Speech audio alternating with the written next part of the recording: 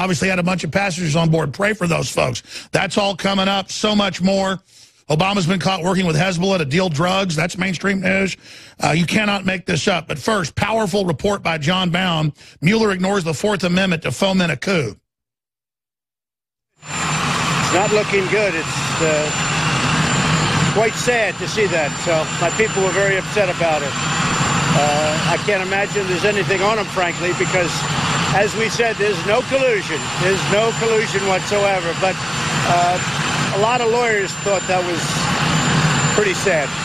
What does the Fourth Amendment mean to Special Counsel Robert Mueller's bogus deep state investigation of the Commander-in-Chief? Well, as you would expect, nothing. In a letter obtained by Fox News and sent to House and Senate committees on Saturday, the transition team's attorney alleges unlawful conduct by the career staff at the General Services Administration in handing over transition documents to the special counsel's office. Corey Langhofer, the counsel to Trump for America, argues the GSA did not own or control the records in question, and the release of documents could be a violation of the Fourth Amendment, which protects against unreasonable searches and seizures. The emails are said to be of a sensitive nature regarding Trump's interior conversations about nominees, not to mention executive policy. However, once it was added to the spin cycle of the mainstream media, Special Counsel Mueller came out smelling as fresh as a daisy. But this has been a months-long, orchestrated,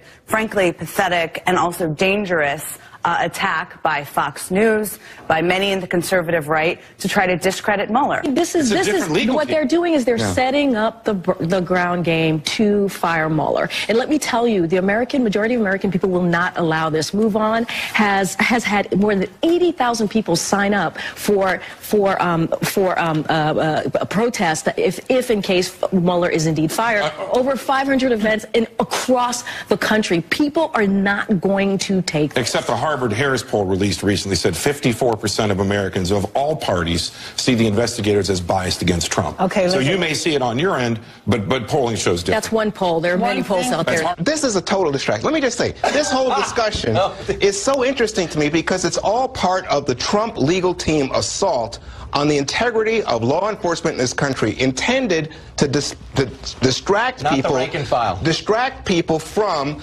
the investigation into ties between the Trump campaign and its officials and Russian interference. And this is all a setup potentially to fire Bob Mueller.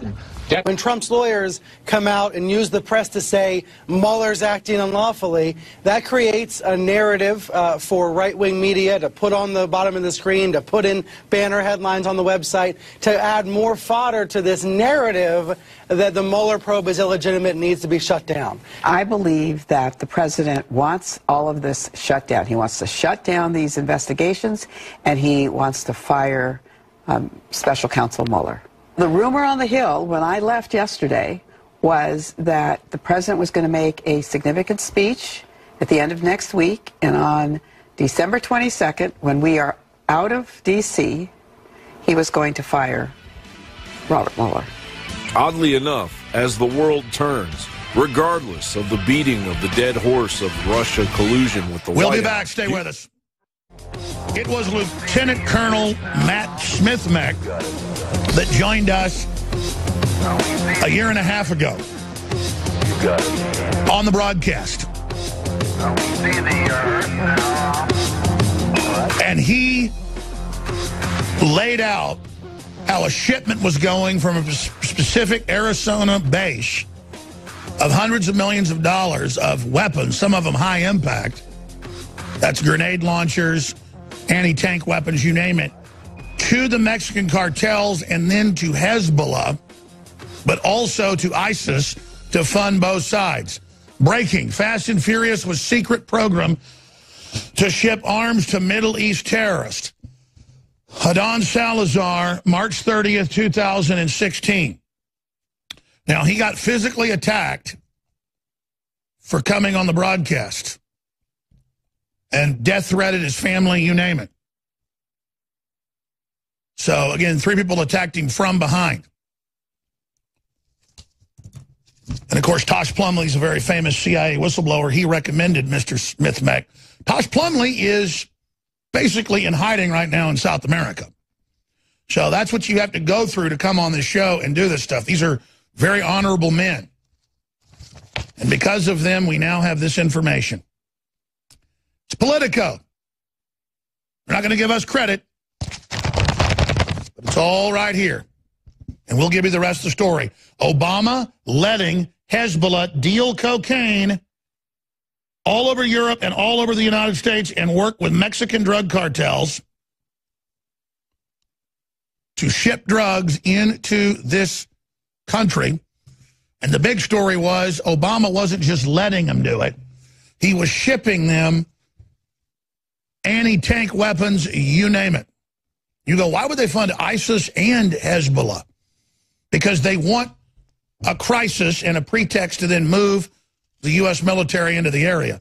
Trump is reportedly not being cynical and trying to clean it all up and then hopefully leave. The problem is McMaster is ignoring that, keeping U.S. bases in Syria, and now it's come out from our sources and mainstream news are refueling, repreparing, rebranding ISIS right now in countervalence of the president. You are getting absolute, total exclusive here. You realize how dangerous this is? And I'm saying this is not pearls before swine, is it? So we're going to get some clips because this all just came together this morning. And right before I went live, I went, Lieutenant Colonel Matt Smith-Meck, because the name is, you know, is rare. And so I was saying, what was his name? What was his name? What was his name? What was his name? And the crew found it in literal minutes. And it all just clicked again. He laid it all out. Now, it's classified, so he couldn't give the specific weapons or any of it, but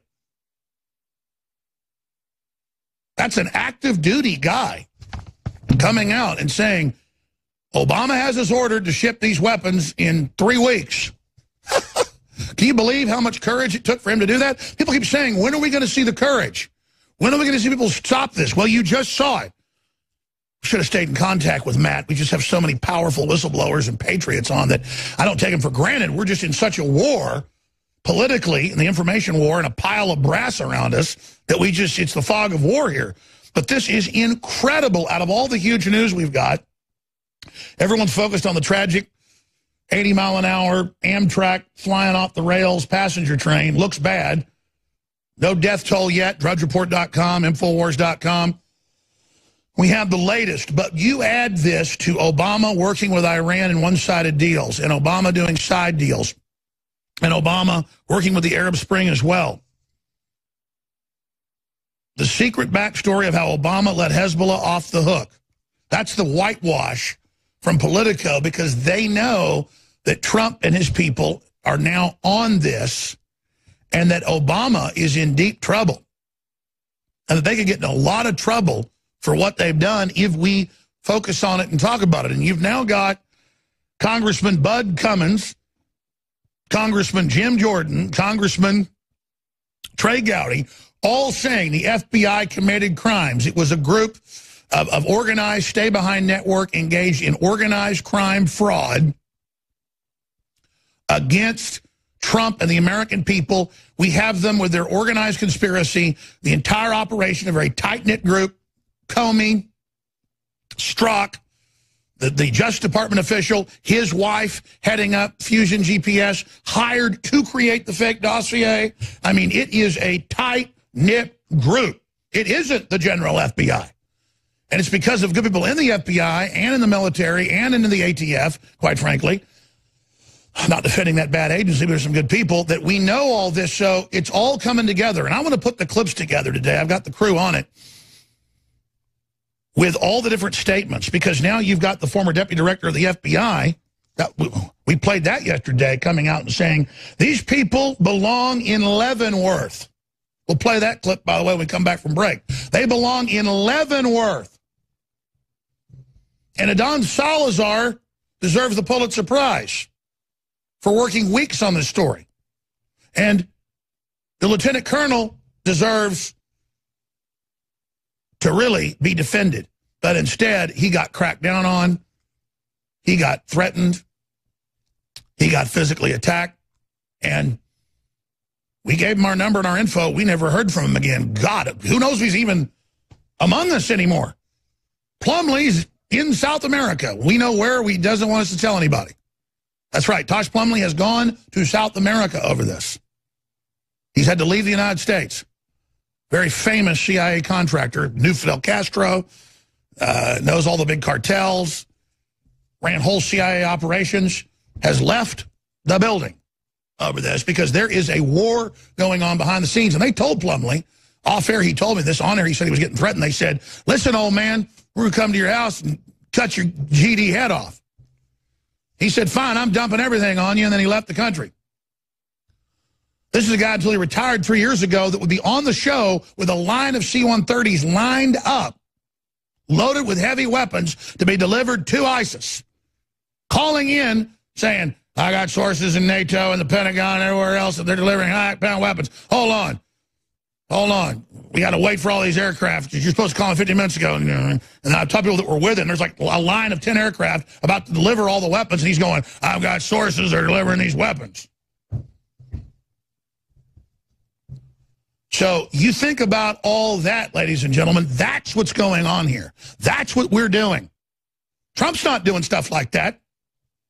But McMaster, who remember said, we are going to invade Syria. We are going to take Assad out. Remember 6 months ago, and Trump comes out and goes, no, you're not. That's not true. Stop it.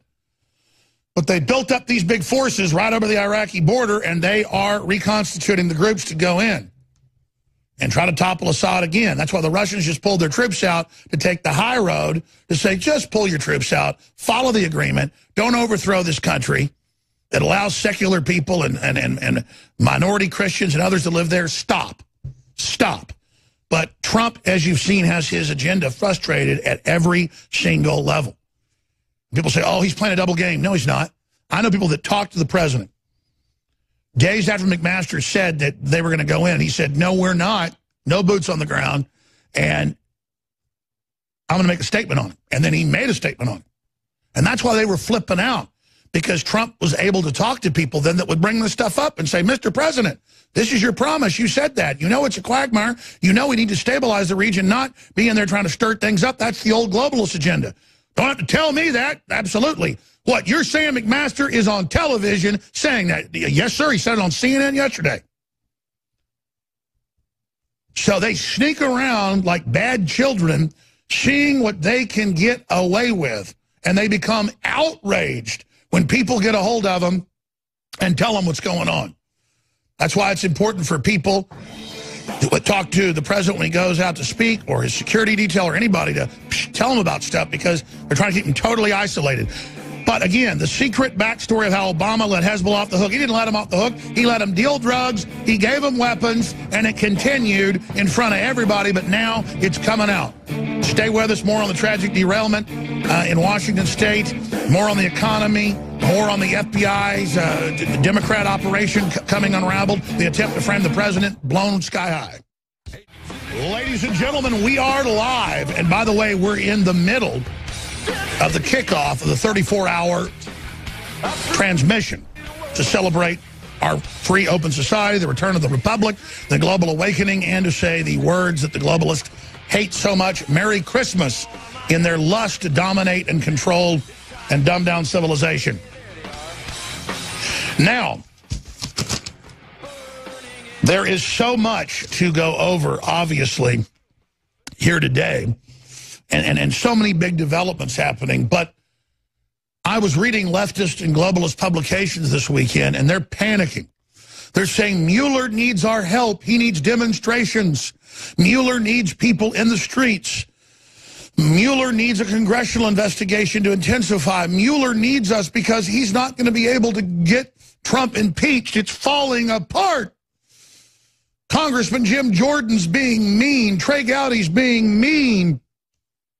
Former FBI Deputy Director James Kallstrom's being mean. Congressman Bud Cummings is being mean.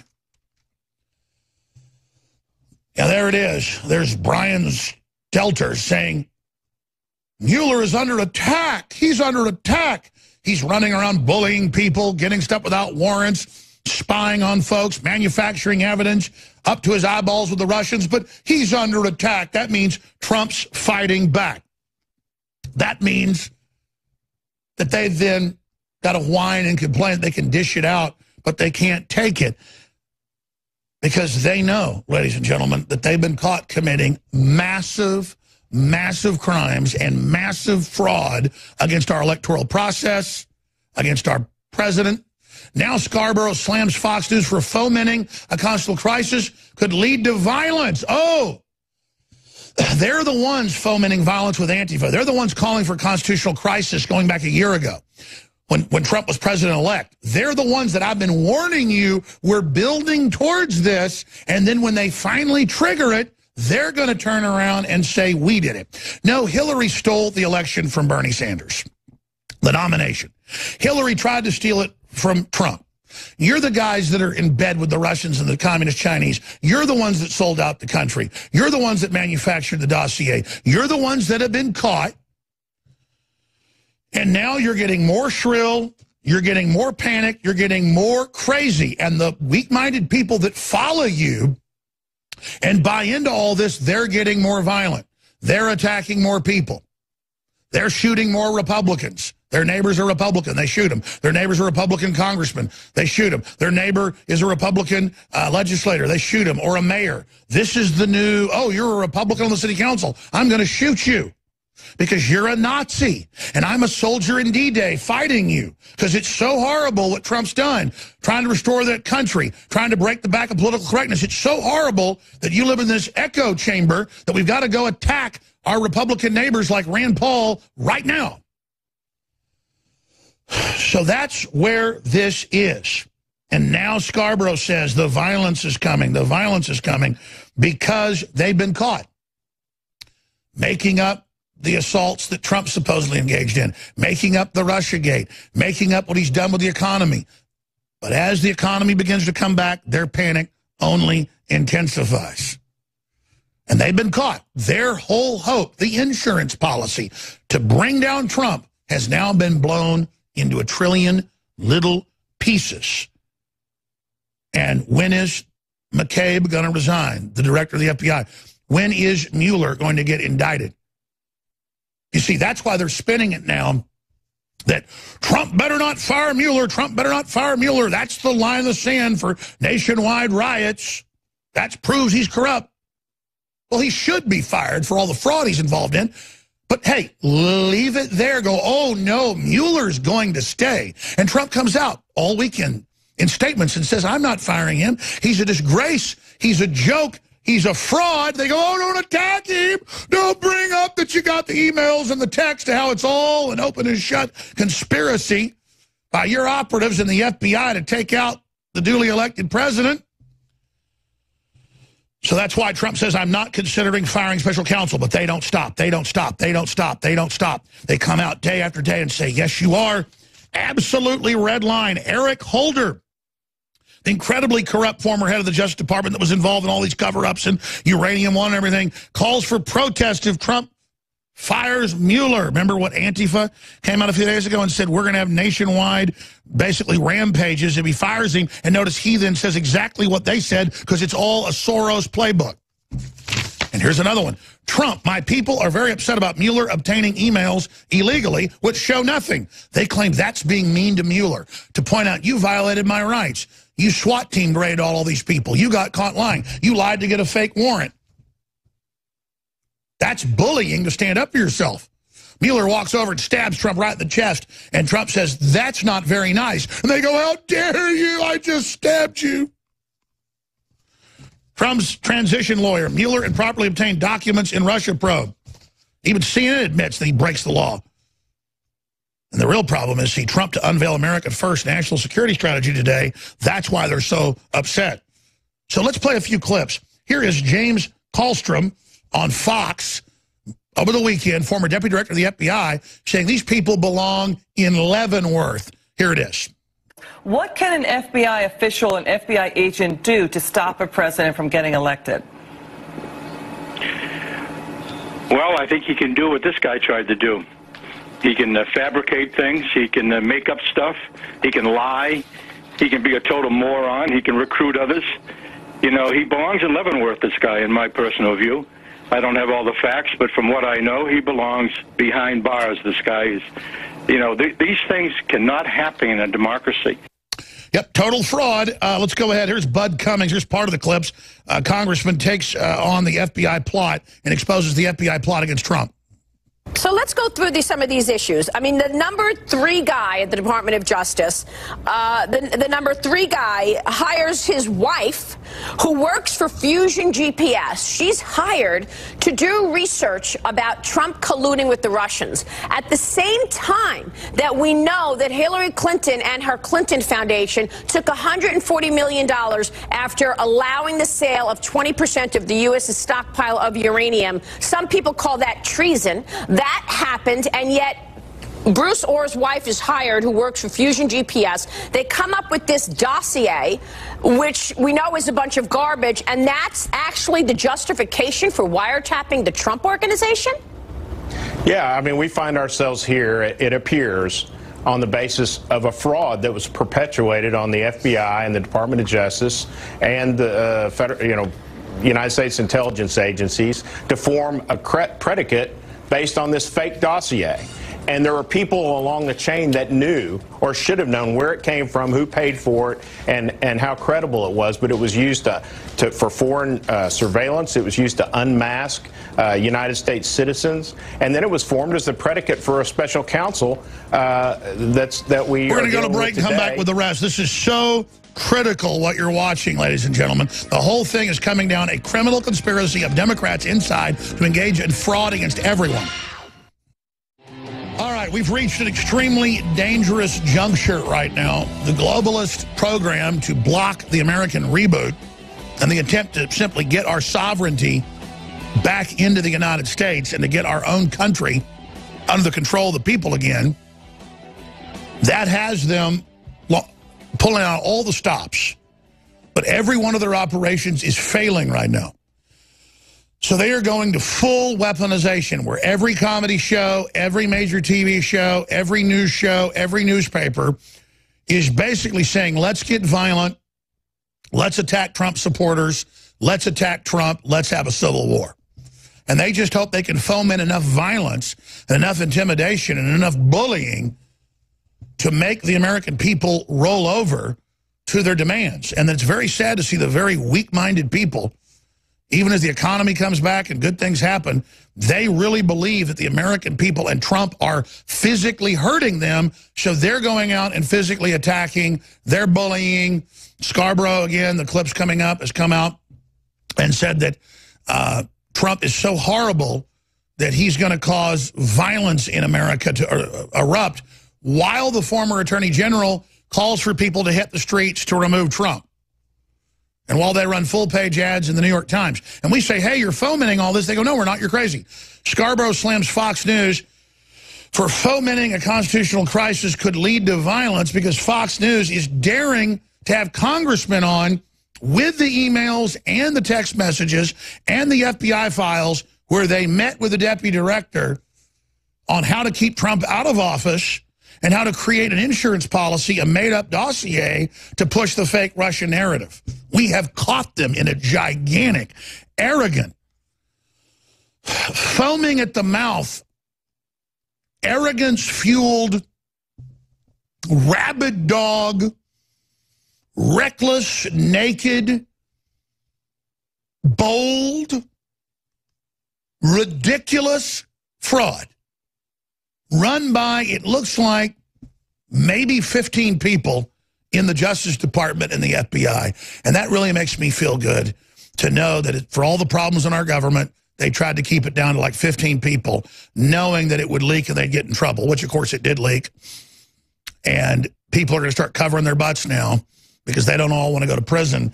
And I don't know how the Clintons and their operatives in the FBI get away with this. I don't know how Eric Holder and Loretta Lynch or James Comey or Eric Holder, I don't see how Strzok gets away with this. And there's only a couple others. The Justice Department official, his wife at Fusion GPS. I don't see how they put Humpty Dumpty back together again. And that's the issue. They're now at the full-cornered hyena point, and we're moving in for the political final blow, and they're going to hit us with whatever else they got. I think they're going to go ahead and make their move to kill the president. I think in the next 30 30 days, I think they're going to make an assassination attempt. My gut, I see all of it together. They're that desperate. They're either going to give up or they're going to activate their cells. And a lot of my smart sources agree with that. And they've got a lot of mentally ill Democrats and people inside the Secret Service, inside other places in government. You know, whenever the Clintons and then the Obamas would go into military areas, they'd have everybody take the clips, the magazines, the ammunition out of their firearms. Trump isn't doing that. They're not taking the ammunition out. I don't think they should. And the president, if he's going to get killed, he's ready to get killed. And that's just where this is going to go next. And it's going to be like when they killed Julius Caesar. You know what happened to the plotters? I mean, they really brought down hell on them then. I mean, I don't want the president to be killed. But if they are dumb enough to actually do it, boy, they have sealed their warrant of death. I mean, they have guaranteed they are all going to probably never even see court. So they're playing chicken with people that are ready to mash down the accelerator. Because I know I'm mashing it down. I'm pointing my car right at the nose of theirs. So is Trump. That's the spirit. Just you awaken the sleeping giant, pedal to the metal. Only thing that feels good is to not turn. We're not going to turn. We're not going to back down. We're not going to give up. We're going to break your will. We are going to break your will. And if you want to press down the accelerator, want to go right into us, that means we guarantee your defeat. Because we're doing this for everybody else. We're not Satan worshipers like you. Only care about themselves. We're going to get you. We're going to come for you. We're never going to stop. You're going to be absolutely destroyed. So you want to fight? You better believe you got one. And listen, Trump's not perfect. His administration's full of globalists. That's where you can only draw from the swamp at this point. He's gotten a lot done. But he's restoring the power to the republic, to the Congress, to the presidency, to the states, to the people. That's happening. The globalist takeover of America is almost at its tentacles completely cut off. That's why their money's drying up. It's why they're flipping out. It's why they got Phil Mudd on TV saying we're going to kill the president. Former deputy director of the CIA is a confidence game to act powerful to the entire world. And now everything I've told you about the criminality, about the network, about the fake dossier, it's all former deputy directors telling you it's a fraud, Congress people, and we have the documents. We have the real smoking gun documents that they don't have on the other side, on Russia, on selling us out, on making up a fake dossier, on what they haven't said yet is they paid $2 million to Fusion GPS and she got the main contract, the wife of the guy that called for the funding. And, of course, the Washington Post gets it. Do the Trump cabinet picks want to run the government or dismantle it? No, you got it. We're dismantling it. We told you. It's too big. It's out of control. Get off our back. You put all this on us and bragged it was so we couldn't compete with anybody. It was a saboteur operation against the Republic. There are powerful elites that aren't devil worshippers. They're not perfect, by the way, who don't have it out for America or Western civilization and who want to build something good. Doesn't mean we won't slit your throat in a minute. You try to stop us. Doesn't mean, see, you scumbags take our kindness for weakness. And you're going to find out that's not how the cow ate the cabbage. You want a fight, you have got one. You want a fight, you've got one. You want one, you got one. You want one, you got one. I love being alive. I don't like the persecution, the dirty tricks they've done to my family. But you know what? My family doesn't have any future if we don't beat you. You understand that? So I'm all in. And once people are all in about this thing and don't care about how they get bullied online or what their neighbors say to them, stand up for what you believe in. Speak up. Don't be bullied, and we're going to win. By the way, one big way to stand up is financial funding. Most people plug every segment during Christmas because it's the main time, that merchants and people fund themselves. And that's how we fund ourselves, is selling high-quality products. The networking folks, mainly with advertising. With us, it's you buying products, T-shirts, books, films. We've got free shipping store-wide, and it is going to have to end in the next few days. You get guaranteed shipping anywhere. In all 50 states, by the day before Christmas, many times even earlier, if you order by today, InfoWarsStore.com, InfoWarsLife.com, we have 50% off. That's 50% off right now on all of our bestsellers and all of these hot new items on incredible supplements. InfoWarsLife.com. INFOWARS.com.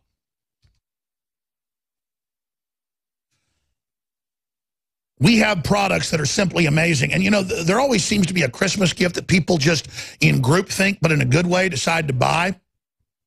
And the two things everybody's decided to buy this Christmas is the fluoride-free toothpaste, Super Blue, with the colloidal silver and the iodine, fortifying it, adults and children's. That is about to sell out. People are ordering it so fast. And we're also selling out of Alpha Power, even though it's a new item. I mean, at the projections, it's really, really selling quick. That's vital male androgen and so much more. It's got all the known healthy compounds, but it's great for women as well. That is over-the-top strong, so be careful with it. It's 50% off. Leading competitors are like $100 for formulas that aren't even as strong or have as much of the compounds that's in Alpha Power. So InfoWarsLife.com, InfoWarsStore.com, or 888-253-3139. Do your Christmas shopping here. Don't fight the crowds. Don't fight the traffic. Fund the InfoWar and give yourself the gift of helping fund the defeat of the globals at the same time and get great products. But there's a lot of T-shirts, books, films, water filters, over 1,000 high-quality items at InfoWarsStore.com and free shipping. So if you are a regular listener, you know that I have exposed from their own websites, their own plans, the stated, admitted goals of Soros, the deep state, the Democrats in their own publications saying we're going to cause a constitutional crisis. We're going to bring all this Mueller stuff up and then claim that Trump's trying to block it. Then we're going to have riots. Then we're going to activate the Black Lives Matter. Then we're going to have Republicans start getting shot and killed at their homes, public places. I mean, you see it happening. Then we're going to kill the president. And they do that. They even have Phil Mudd go on air and say the government's going to kill Trump to look powerful to their other criminal networks to say, hey, hold fast, we're strong, he's dead. What all those folks need to do that have been approached about the coup is to go to the Patriot media, go to the president, do your own YouTubes, because then it'll get big and the people around Trump won't be able to block him from getting it. Here's an example in Bloomberg. Washington bureaucrats are quietly working to undermine Trump's agenda. That's called mutiny. Well, they said, Obama said earlier this year, he said, don't worry, we've been spying on Trump, and don't worry, we've put people into all the positions so they won't let him hire anybody under him. Well, just fire those people. And they'll lie right to the president's face. Just like McCabe said, sir, I'm loyal, I'll follow the Constitution, I'm not a Clinton operative. Okay, McCabe, you're a nominee. And then McCabe is the ringleader in the emails and text messages creating the fraud of the Fusion GPS. Now you understand what the president is up against, just like we are. He's just a beachhead. He gives the orders, and they've ignored 90% of them, but still the economy's coming back because we were so tied down by these Lilliputians. And again, they've said in Atlantic Monthly, in the New Yorker, in the Financial Times in the last year, hundreds of times, how they want a civil emergency, how they're going to call it an emergency that's his fault, how they're then going to activate riots and say, oh, the economy plunged, it's his fault. They're ready to cause a depression. We're on the edge. That's why we've got to expose what they're doing. That's why we've got to expose their plan. And now, word for word, when I told you they were planning to do with this soft coup that's going hot, Scarborough comes out, who is the mouthpiece of these people, and says it all this morning, laced with baloney, when they're the ones causing the crisis, when they're the ones that stole the nomination from Sanders, when they're the ones that tried to block Trump being seated, when they're the ones that created the frauds. And now we learn, I already knew this, but that Trump had hired different private contractor groups that were known to be loyal to the country, who weren't globalist, Eric Prince and some other groups out of Florida, private contractor groups, to protect him during the campaign, during the time that he was in transition. And they've tried to, the Secret Service tried to get rid of them, but some of those groups are still there. And they've told the president, it now came out in Politico and The Intercept, word for word what I said. There's a rogue group in CIA and FBI. They're planning your overthrow. We're trying to stop them. They've been counter-surveilling them. but only surveilling very legal surveillance on the president. Only doing it at point-blank range in the streets. Only with human intelligence on the ground watching what's going on. I mean, this is a civil war, folks. We're taking the country back. In fact, it's beyond a civil war because we're the Americans. Doesn't mean we're perfect. Private lives, intelligence agencies, citizens, in government, corporate people, you name it, who aren't traitors, who just want the country back. That's all we want is our country back run by the people. And we want classic Americana prosperity, not globalism. And so we're being demonized. We're under attack. And the bureaucrats are just in a mutinous fashion ignoring everything. But they can't hold on much longer. It's been a year. And they're getting scared, and they've been caught in their early fraud. They were arrogant. They thought he'd never win. They set this fraud up thinking it was an insurance policy. Then the arrogance went to fear as they knew they were all going to go to prison. And Trump reached out early on and said, just stop it. Let's move forward the country. I'll leave you alone. I told the president, I said, sir, that is a mistake. You must go after them now. They are going to do X, Y, Z. And the media goes, why does Trump keep listening to INFOWARS? He says it, and then Trump says it a week later. Because I'm right. I'm right over and over and over again. Because I live this. I'm not a lazy blob. Like Phil Mudd that goes on TV and he goes, we'll just kill the president. And then that's all he's got is his bravado. We're watching you, scum. We know about your plan more than you do. You just keep rolling the dice, hoping you're going to win. This has all been war gamed throughout history. It's been war gamed here. You'll never get away with killing the president. And if you did, you will be destroyed. I haven't gotten to the Scarborough, and Roger Stone is here with big exclusive stuff, but we're going to play the Scarborough when he's on with us. It's up on Infowars.com, but it's here. But notice I'd say they're planning to cause a civil emergency, and they're planning to call for COG, and they're going to call it a national emergency and a national crisis, that the president is the crisis. They're trying to declare the 25th Amendment. They're going to say he's mentally ill and brain damaged. They're going to blah, blah, blah, because we have moles. We have moles inside who aren't out to get the country, who act like they're liberals and sit there at the New York Times and the Washington Post in these meetings where they go, the public's not buying it, it's all fraud, and Hillary and Obama are totally in bed with the Chinese and the Russians and everybody else, and what are we going to do if we get caught? They're like, don't worry, next we'll say he has Alzheimer's, or they're just going to kill him. You're like, really? And they're like, don't worry, I've talked to the former director. They've got the teams ready. You know, I mean, if they're on TV saying they're going to kill the president, they're in these meetings, man.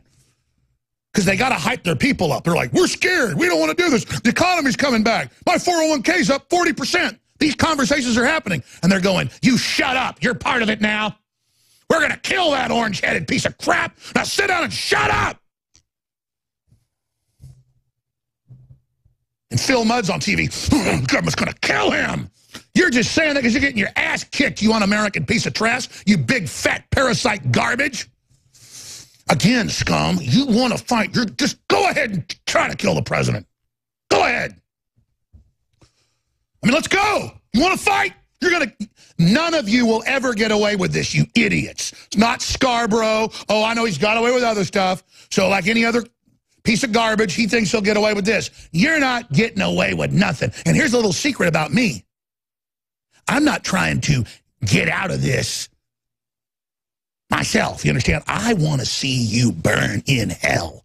I understand that, filth. I'm not a devil worshiper, narcissistic, coward scum like you. I want to see you defeated.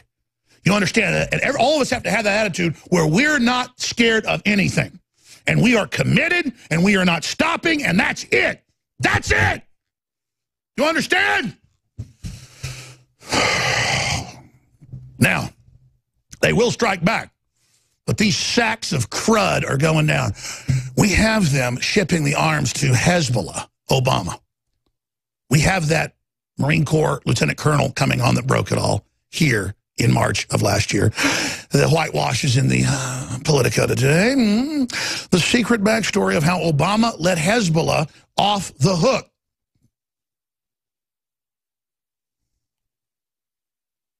Off the hook for drug dealing all over the world and in the U.S. to buy arms. And guess who they were buying the arms from? Fast and Furious wasn't just shipping guns down to cause a Mexican civil war. They were shipping high-impact anti-tank weapons, you name it, through Mexico, through those ports, to the Middle East. And now, oh, I guess you want that to come out, Obama? It is. And to have a controlled demolition, you guys are releasing it through Politico to make it a whitewash. Oh, he let him off the hook. He didn't let him off the hook. He was in XXX sex with him. He was in Congress with him. He was in bed with Iran, in bed giving him the weapons. So get ready for all of that to come out. The lieutenant colonel that first broke it all, breaking fast and furious with secret program to ship arms to Middle East terrorists, March 30th. Last year, Adon Salazar. And now it's all coming out. And this is the specific operation. This has all been ordered. The guns are shipped out. The drugs are shipped out. And then the Arab and Muslim networks sell the drugs and buy more guns. Wow. Don't forget store-wide free shipping. We need your financial support now more than ever. We are committed. You get great products and you fund information warfare using our weapon, the truth, against the globalists. Free shipping store-wide, InfoWarsLife.com, InfoWarsStore.com, or 888-253-3139. And you've got to order by today to be guaranteed shipping anywhere in the United States. Most areas in the lower 48, you still get them if you order tomorrow, but take advantage. 67% off colloidal silver, 50% off Super Blue toothpaste. It's great stocking stuffers and under the tree. These are war bonds. Everyone commit and buy the products, please. Okay, my friends, we are back live broadcasting worldwide on this Monday, the 18th day of December 2017. Thank you so much for joining us. We've got an overload of people today. It's going to be amazing. Roger Stone with breaking news in studio next segment. We then have the lieutenant colonel from the Marine Corps on, who first broke that Fast and Furious was being directly run out of military bases, not just out of gun shops. That was the low-level cover. That it was just a sting program gone bad. That was nothing. That was just retail, part of an operation to blame gun owners. So they wanted some retail arms shipped into Mexico. It was U.S. Army, U.S. Marine Corps, heavy weapons, anti-tank weapons, full auto machine guns, light machine guns, heavy machine guns, battle rifles. And then drugs were also given to Hezbollah, it's also ISIS, to be brought back in and then to buy more guns. That was all Obama. It's in Politico today. We broke it over a year ago. So that is coming up as well. This is so bombshell. And the entire FBI Clinton operation is now coming down. So Scarborough and the Democrats are now going directly to their day of rage that the Antifa groups that we broke yesterday called for. We told you yesterday the mainstream media will now call for rage in the streets. Holder has called for people to hit the streets. So is Scarborough, claiming that Trump's going to fire Mueller. Not even true. But again, we're going to let Mueller just fry out there in the wind as all of these emails come out about he and McCabe fixing the whole thing. So that's coming up. But first, I want to play this special report here, or at least part of it. This is MSM covers it up while InfoWars breaks it. So here's part of a report with John Bound. We are able to force things out that the media is already sitting on. Remember, Roger Stone and others broke here 2.5 months ago that McMaster was at a particular restaurant, a particular place, and who he was with, and that he said, oh, I just got off the phone with that idiot moron. All he can do is use Twitter. He's so stupid. I'm afraid he's going to blow the planet up. And that McMaster was a slob and drunk. Now, we knew the New York Post sat on that. The New York Times sat on that. We were given it because they sat on it. And then 2 months later, 2.5 months later, it broke, 2 weeks ago? Exactly as we said, at the very restaurant, all of it confirmed. McMaster went to dinner with a CEO executive from Oracle, Safra Catz. Catz is widely admired in the business community and was being recruited as a possible chairman for the president's Intelligence Review Board.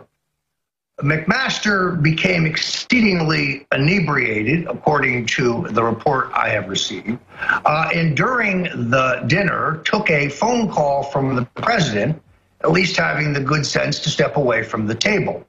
But when he returned, he went into a diatribe about his boss. He described the president as a dope, said that he couldn't think beyond 140 characters, that he couldn't understand any complex issues, and that the idea of Trump with his hands on the nuclear football was inappropriate or scary. He said it's scary. And that his view is his job was to save Trump from blowing up the world.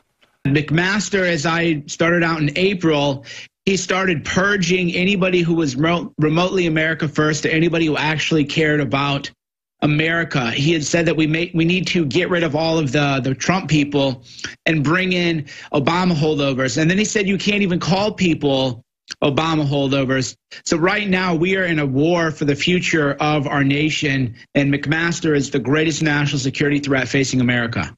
That's our job, is to not get the attention or even be praised for what we do. It's to force the media to cover it. That's our real power. Because before, they could cover stuff up like that forever. They could cover up a Monica Lewinsky or Chinese missile secrets, you name it. If whistleblowers went public, because there wasn't a drudgereport.com to put it up, like back with Monica Lewinsky. McMaster trashed Trump in private dinner. MSN breaks story INFOWARS broke months ago. There's Dan Lyman's article from November 21st. You can scroll down into the article and actually click the original. INFOWARS broke the story. Report McMaster labeled. Ladies and gentlemen, we are live broadcasting worldwide. I'm your host, Alex Jones, and you're tuned in to INFOWARS Live. Roger Stone, former head of the Trump campaign, is here with us to cover so many big breaking stories, but obviously most of people's attention is turned towards the 76 people that have been transported to the hospital. No numbers yet on any dead. We hope, well, they're saying 3 dead after Amtrak train derails from bridge onto Interstate 5 near Olympia. 70 plus transported, people still hanging from the rail cars. It crashed over a broken part of the bridge and went down into the interstate highway, crushing vehicles under it. And as I've said thousands of times, I've had family members that have asked me to go on these trains, these scenic trains. And I said, not on U.S. rail beds. Never. They are amongst the worst in the world. Our infrastructure has been purposely, for 50 years, absolutely shut down. This is just incredible to see this unfolding. Multiple fatalities, scores injured after Amtrak train plunges off the bridge onto I-5. So that is happening, obviously. We're about to have something really plunge off a bridge, and that is the Democrats want to get days of rage, protest against Trump, claiming that he's scuttled the Russia investigation and is about to fire Mueller, and that he's simply exposing that it's a fraud and having the emails that it was a Democrat operation and based on a fraudulent dossier that the wife of the head of the Justice Department got paid to create, and all this collusion. They are saying that they want days of rage, that they want people in the streets, that they want all of this happening. Scarborough slams Fox News for fomenting a constitutional crisis could lead to violence. Meanwhile, Trump says he's not firing Mueller, but they just keep coming back over and over and over again saying, yes, you are, yes, you are. Now, Roger early on had said it's a fraudulent investigation. Presidents can do this, do it. For the last 3 months, he's been saying, well, or 2 months, no, he should have a special counsel to expose Mueller. Well, now Congress is actually looking at that, so you've trailblazed there. But you told me this morning, now more than ever, Trump does not need to fire Mueller because the conspiracy has been exposed. I'm surprised they were arrogant enough to have FBI minutes, memos, emails, text messages with McCabe, who was deputy director at the time. This is simply incredible that they were this bold. Alex, it's really extraordinary. Mueller's public credibility continues to crumble. The emails, the campaign contributions, the interconnection of the rabid partisans who are working for him. As his credibility continues to erode, the president's options, I think, continue to expand. Now, were the president to fire Mueller, you'd have the immediate analogy to the Saturday Night Massacre, Nixon's firing of special prosecutor in Watergate, Archibald Cox, and the left would get what they want. Firing Mueller is unnecessary. If Mueller has indicted Flynn, if he indicts the president's son-in-law on some phony obstruction of justice or perjury charge, the president has the option now of pardoning both of them. The president needs to ignore his lawyers when they tell him that he has no authority to direct the actions of the Justice Department. He does. The Justice Department is an extension of the executive branch. He can order Jeff Sessions. He can call him right now and say, I order you to appoint Andrew McCarthy or Andrew Napolitano or Trey Gowdy or Rudy Giuliani as the special counsel to look into Uranium One. And if Sessions cannot do that or will not, he must step aside. There's nothing improper on that. And once Mueller and Comey and McCabe and Rod Rosenstein himself, who was the supervising U.S. attorney in Uranium One, are under investigation, they cannot go forward investigating. And you've got Mueller killing Uranium One. I mean, these people literally are in a criminal conspiracy, and it's not just me saying that now. It's all these Trey Gowdy, Jim Jordan, it's Matt Gaetz, Ron DeSantis. These guys are heroes. They have courageously gone where the establishment Republicans will not go. This whole idea. And they're freaking out. The Democrats are mad that this Return America movement, Return Our Sovereignty Back to America movement won't back down. They are naked crooks with fake dossiers openly saying we're going to stop the president and remove him with made-up crap. It's a frame-up. It's a conspiracy. It's just like SJWs that get caught putting swastikas on their dorm rooms. You have been caught, scum, and they are freaking out. But I think we're at the maximum moment of danger here, Roger. You got Scarborough and all their talking points saying we're just going to overthrow Trump. We're going to get violent. Hashtag hunt Republicans. So these bullies, just like we're some intern that gets our brains bashed out, I guess, these bullies just think that they're going to tell us to fill our hand. Well, it's a different wing of the same operation. You were the first one to call this. This is like the elites. That's Mueller and the lawyers and the insiders. And then they have their street thugs financed by Soros and others. So they intend to foment a revolution. And Eric Holder has said hit the streets. So it's all coordinated. Well, the problem is we're saying hit the streets. We're telling patriots, no, object. Do not allow them to take our president down in a coup d'etat. Here are the facts. This is a partisan hit squad. This is a coup d'etat. This is an illegitimate takedown of the president, not based on evidence and law, but based on animus and hatred and fear that he is challenging the two-party duopoly in the established order. You know, I have said last week that I think the course is clear, Alex. Mueller is going to indict the president in some phony process-related charge, obstruction or perjury. His lawyers are walking him into that, either out of naivete or because they're in on it. And he needs to put the special counsel in now so that Mueller has to recuse himself to draw attention to the wrongdoings and give that a new focal point. But I say this out of loyalty and support. By the way, Jim Jordan now agrees with you. So you are the progenitor of the idea of the special counsel. Some are saying, no, we need to let the Inspector General do it. Why suddenly have we seen good moves by the Inspector General and the releasing of these emails and things that show the criminal conspiracy? I think the Inspector General is a good actor. I think he's doing his job. I think that the abuses are so glaring, the partisanship is so glaring, that he's doing his job. And I mean, this is like cuckoo land, like Hitler sitting over the Nuremberg trial. I'm not just saying that. We have them saying, we are frauds, we are liars, we're going to stop the president, we're Democrat operatives. They all helped cover up Clinton crimes on the Russians. They are covering up by accusing Trump of their crimes at the same damn time. But let's recognize that the president's lawyers, first they told him he would have a letter clearing him from Mueller at Thanksgiving. And then it was Christmas. And now it's a new meeting. What about this new meeting coming up? And now it's February 1. I think that new meeting is going to be shocking to them. There will be no letters clearing the president. In fact, I think it is very likely that Jared Kushner will be indicted in regard to the Flynn matter, once again, for a perjury regarding underlying legal activities. Process, because they don't have anything else. And that brings it one step closer to the president. Kushner's done nothing wrong. But now they're panicking because the fake investigation has been blown sky high. They're panicking, and now they're going to the final thing, riot the streets, 25th Amendment. Exactly. That's plan B.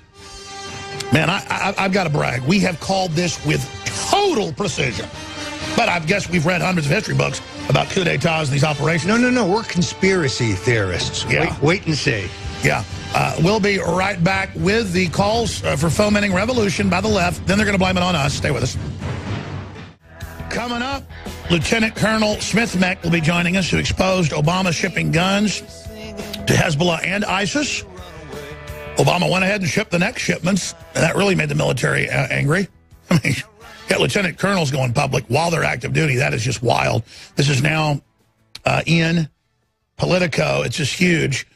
We got to think about the folks. At least 3 dead. Now it's saying 80-something taken to the hospital on a supposedly faster Amtrak train, I guess, where it goes like 80 miles an hour instead of 40. Of course, you know, the Japanese have them going 250, and so do the Germans, but we don't update our railways. But we spend millions in taxpayer dollars subsidizing Amtrak. Billions. Billions. And so, you know, yeah, new, nice, fancy cars, but not a road. So there it crashes into I-5, killing a bunch of people on the ground. And I literally was just telling family recently, don't go on that scenic route. Don't get on an Amtrak. I mean, you're really putting your life in your hands. Not safe. It's not safe. They're blowing up and crashing all the time. Yeah, despite the fact that we've subsidized Amtrak and it continues to lose money hand over fist. We need new rail beds. We need private enterprise. I agree. Well, I come from a railroad type family on one side, and I mean they just grew up talking about this and all the rest of it. I mean our railroads have fallen apart. Let's pray for the folks that are fighting for their lives right now. But they tell you it's safe and great to get on these, and I think it's insane. We also have just so much huge news. I want to get in the Scarborough article, and I want you to ride shotgun with us here throughout the next interview that's coming up. But, Roger, before we play the Scarborough piece, I mean, Plan A was keep him from getting the nomination and then trying to keep him from being seated as president. Now they tried to sabotage the agenda. Now they tried to have the fake Mueller. That's blown up. So now they're going right to the final piece that was rioting in the street and violence and calling for the 25th Amendment to take place, which you first exposed. You know, I think if Mueller shoots and misses, which is now growingly probable because he is so exposed, he's so naked in terms of his partisanship and the rabid nature of the takedown plan, then the establishment will move to Plan B, which is a 25th Amendment takedown based on the fact that the president is allegedly non-compos mentis. He's nuts. He's crazy. I've talked to him. He's sharp as a tack. He's exactly the same as he was 40 years ago. So I see no deterioration whatsoever. But you see Joe Scarborough, Don Lemon, Senator Robert Corker, and others, the misfit Keith Olbermann with this meme. He's nuts. He's crazy. He's around the bend. But you're now willing to not give sources. Back at the first time you said this 8 months ago, you said, well, we're not going to give sources. You said when the female stuff fails, when the Russia fails, they're going to say he's mentally ill, early onset. And you talked to major writers at major papers who've been in the editorial meetings where they talk about, just like Veritas caught it on tape, the whole Russia thing's bull. Yep. What are we going to do? People aren't buying it. And they say, don't worry, 25th Amendment, we're going to say he's mentally ill and has Alzheimer's. You have that from sources. You didn't just imagine that. No, and look, I spoke to a Trump cabinet member this weekend, and I asked them point blank, has there been any discussion about possibly removing the president under the 25th Amendment? Has anybody spoken to you about that? Poker-faced. Just poker-faced. That's how I knew that I was right. Now, we've tracked... Well, now they're saying it.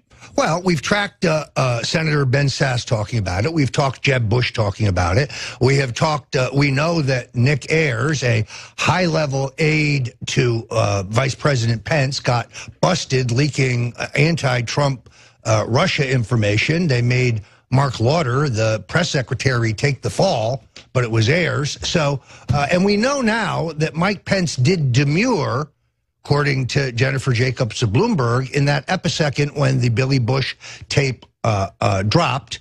And the Republican, he hung up on the president. And the Republican National Committee and Reince Priebus were contemplating a move to remove Trump as the nominee and replace him with Pence. We have come within millimeters of not having this American rebirth, and then people expect it to be perfect. He's totally surrounded. Here's Bloomberg admitting that all the major cabinet people basically lie to his face and are blocking everything he's trying to do, but just the little bit he's got through, things are surging back. I mean, if they're able to deep six the economy, it's on their chest. No question about it. Look, this is the downside of appointing a cabinet of establishment Republicans. This is the downside of not surrounding yourself with people who don't have your back.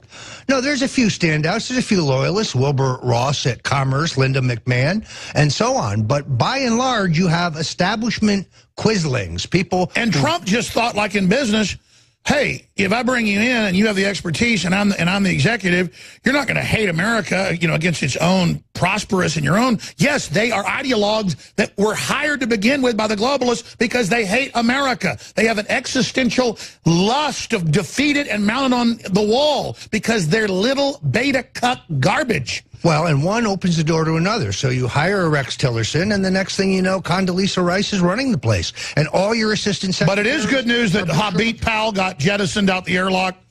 Yes, I think so. Clearly, she got caught leaking, and they had to bounce her. But McMaster will place her with another globalist, with another Council on Foreign Relations member. The president thought, and this isn't naive, that like in all times in Americans' history, once we had an election, America would unite. Everybody would support the president because we care about our country. He just did not understand the deep-seated animus. We are living in such an incredible time that the FBI would meet on record Democrats on how to engage in fraud and admit it's a fraud. I mean, they are red-handed caught. And it is a pity because, as you know, the FBI has had in American history this great reputation for probity and honesty and impartiality. But this is not meant to denigrate the men and women at the lower levels of the FBI who are the average agent. They're just trying to do their job.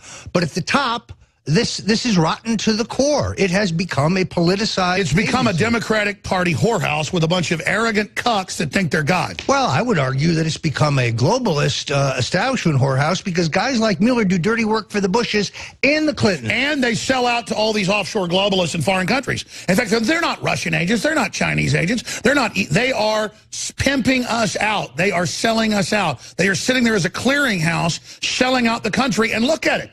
Well, they have no ideology other than the ideology of greed and power and money and control and a disdain for the little person and a disdain for open democracy.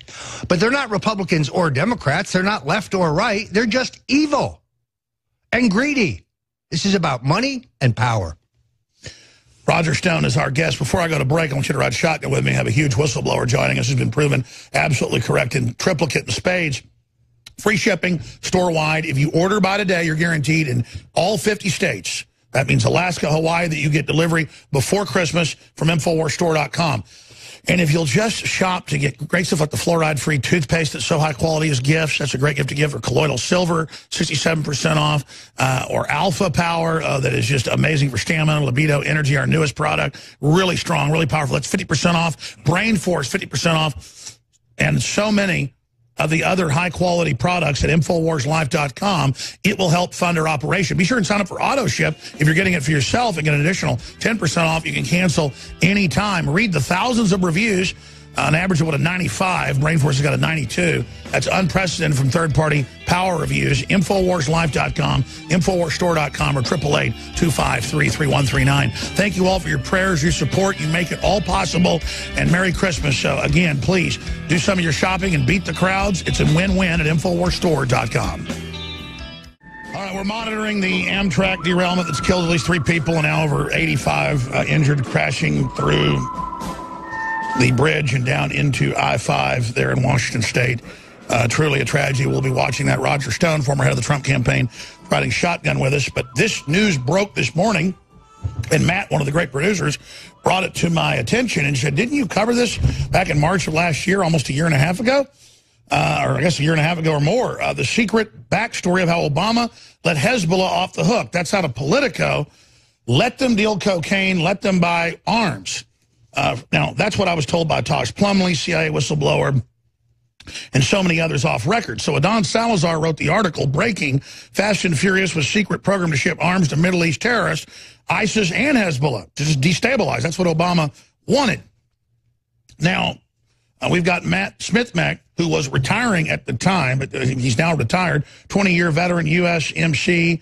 I'm not going to go over his whole background in anti-terrorism and everything he's done, but he retired as a lieutenant colonel in the Marine Corps. And again, he's been on judge advocate, tribunal members, and chief of staff, and so he had a really great career there. He was physically attacked when he began to whistle below by folks from behind. And so we've had Tosh Plumlee's left the country over all this. This is very serious. But now they're being forced to admit it. So this wasn't just Fast and Furious with some guns from some gun stores. That was just the cover. And a lot of this was classified, so Matt couldn't get into a lot of it. But he could say, hey, more shipments are about to happen under Obama. We need to stop it, and here's the base they're coming out of. So he was exposing real treason. Well, sometimes these things take time. Here we are a year and a half later. Now Trump, the FBI is looking into it. So, Matt, I know you can't get into a lot of details of it, but as much as you can here, obviously, recapping, and this is right in the same area that you were talking about and dealing with and the accusations you made here on the broadcast in March of 2016. So, Matt Smith, Max, thanks for coming on. Hey, Mr. Jones, thank you very much, and thank you for inviting me back on. And yeah, I tell you, it's timely and it's truthful. As I had spoken in your program before, you know, the Fast and Furious, and I can give you some additional information, you know, from February of this year onward that I'll get into. But you talk about we knew weapons were going to the Middle East when some of these groups of kids, they use that in air quotes, that the ATF and those guys had utilized. On more than 3 occasions, ran weapons through Lupeville, Arizona, down Route 2 to Caborca, Mexico, where, you know, these kids who were involved in this stuff talked about meeting with U.S. government officials and people of Middle Eastern descent for the weapons going to the Middle East. You know, and about a month after that first shipment, you know, in about September of 2010 or so, you had the a DST commander, which like their internal security in Morocco, stating, you know, to his superiors that Fast and Furious weapons were coming into the kingdom. So yes, Fast and Furious was what we know it to be, you know, weapons running south, U.S. government running south, weapons to the Sinaloa cartel. And save for the brave people like, you know, Vince Buffalo and Jay Dobbins, John Dodson, who, you know, Alex, these were trusted, respected federal agents. They speak the truth. And then they become enemies of the state, which is disheartening. And if I might, there was another Border Patrol BORTAC agent named William Neal Anderson. He died of suspect causes in February of this year. He was one of the people who carried Brian Terry's body out of Peck Canyon, right? And we know from the medical examiner's report that Brian Terry, from the moment from when he shot to when he's on the medical examiner's table, Alex, was only 90 minutes. Now, it's Arizona and it's December, but it's not the Antarctic. He had full rigor set in, right, into Brian Terry's body, according to the report. With that, you fast forward a little bit after the memorial service for Brian Terry. Neil, again, at this point, a BORTAC agent. And again, Matt, I'm going to have you back for a full hour sometime this week or soon, because you can go over the whole story of people being killed for leaking this info, what all of you have gone through, because it's beyond a James Bond movie or beyond, you know, some of the films we've seen about intrigue. But bottom line, you've got weapons being shipped out, being sent to the Middle East, being sent to Hezbollah, being sent to ISIS. And we now know that Obama blocked the FBI, the ATF, the Border Patrol, and all these groups in this big, thick article just confirming the whole type of stuff with these different Middle Eastern-based cells, and that Obama knew this was going on and blocked investigators, even letting them deal the drugs on the ground here in the U.S., sell the drugs here on the ground in the U.S. as part of a larger operation. So this just confirms into the whole area the outrageousness of this. This isn't just Obama, Roger Stone,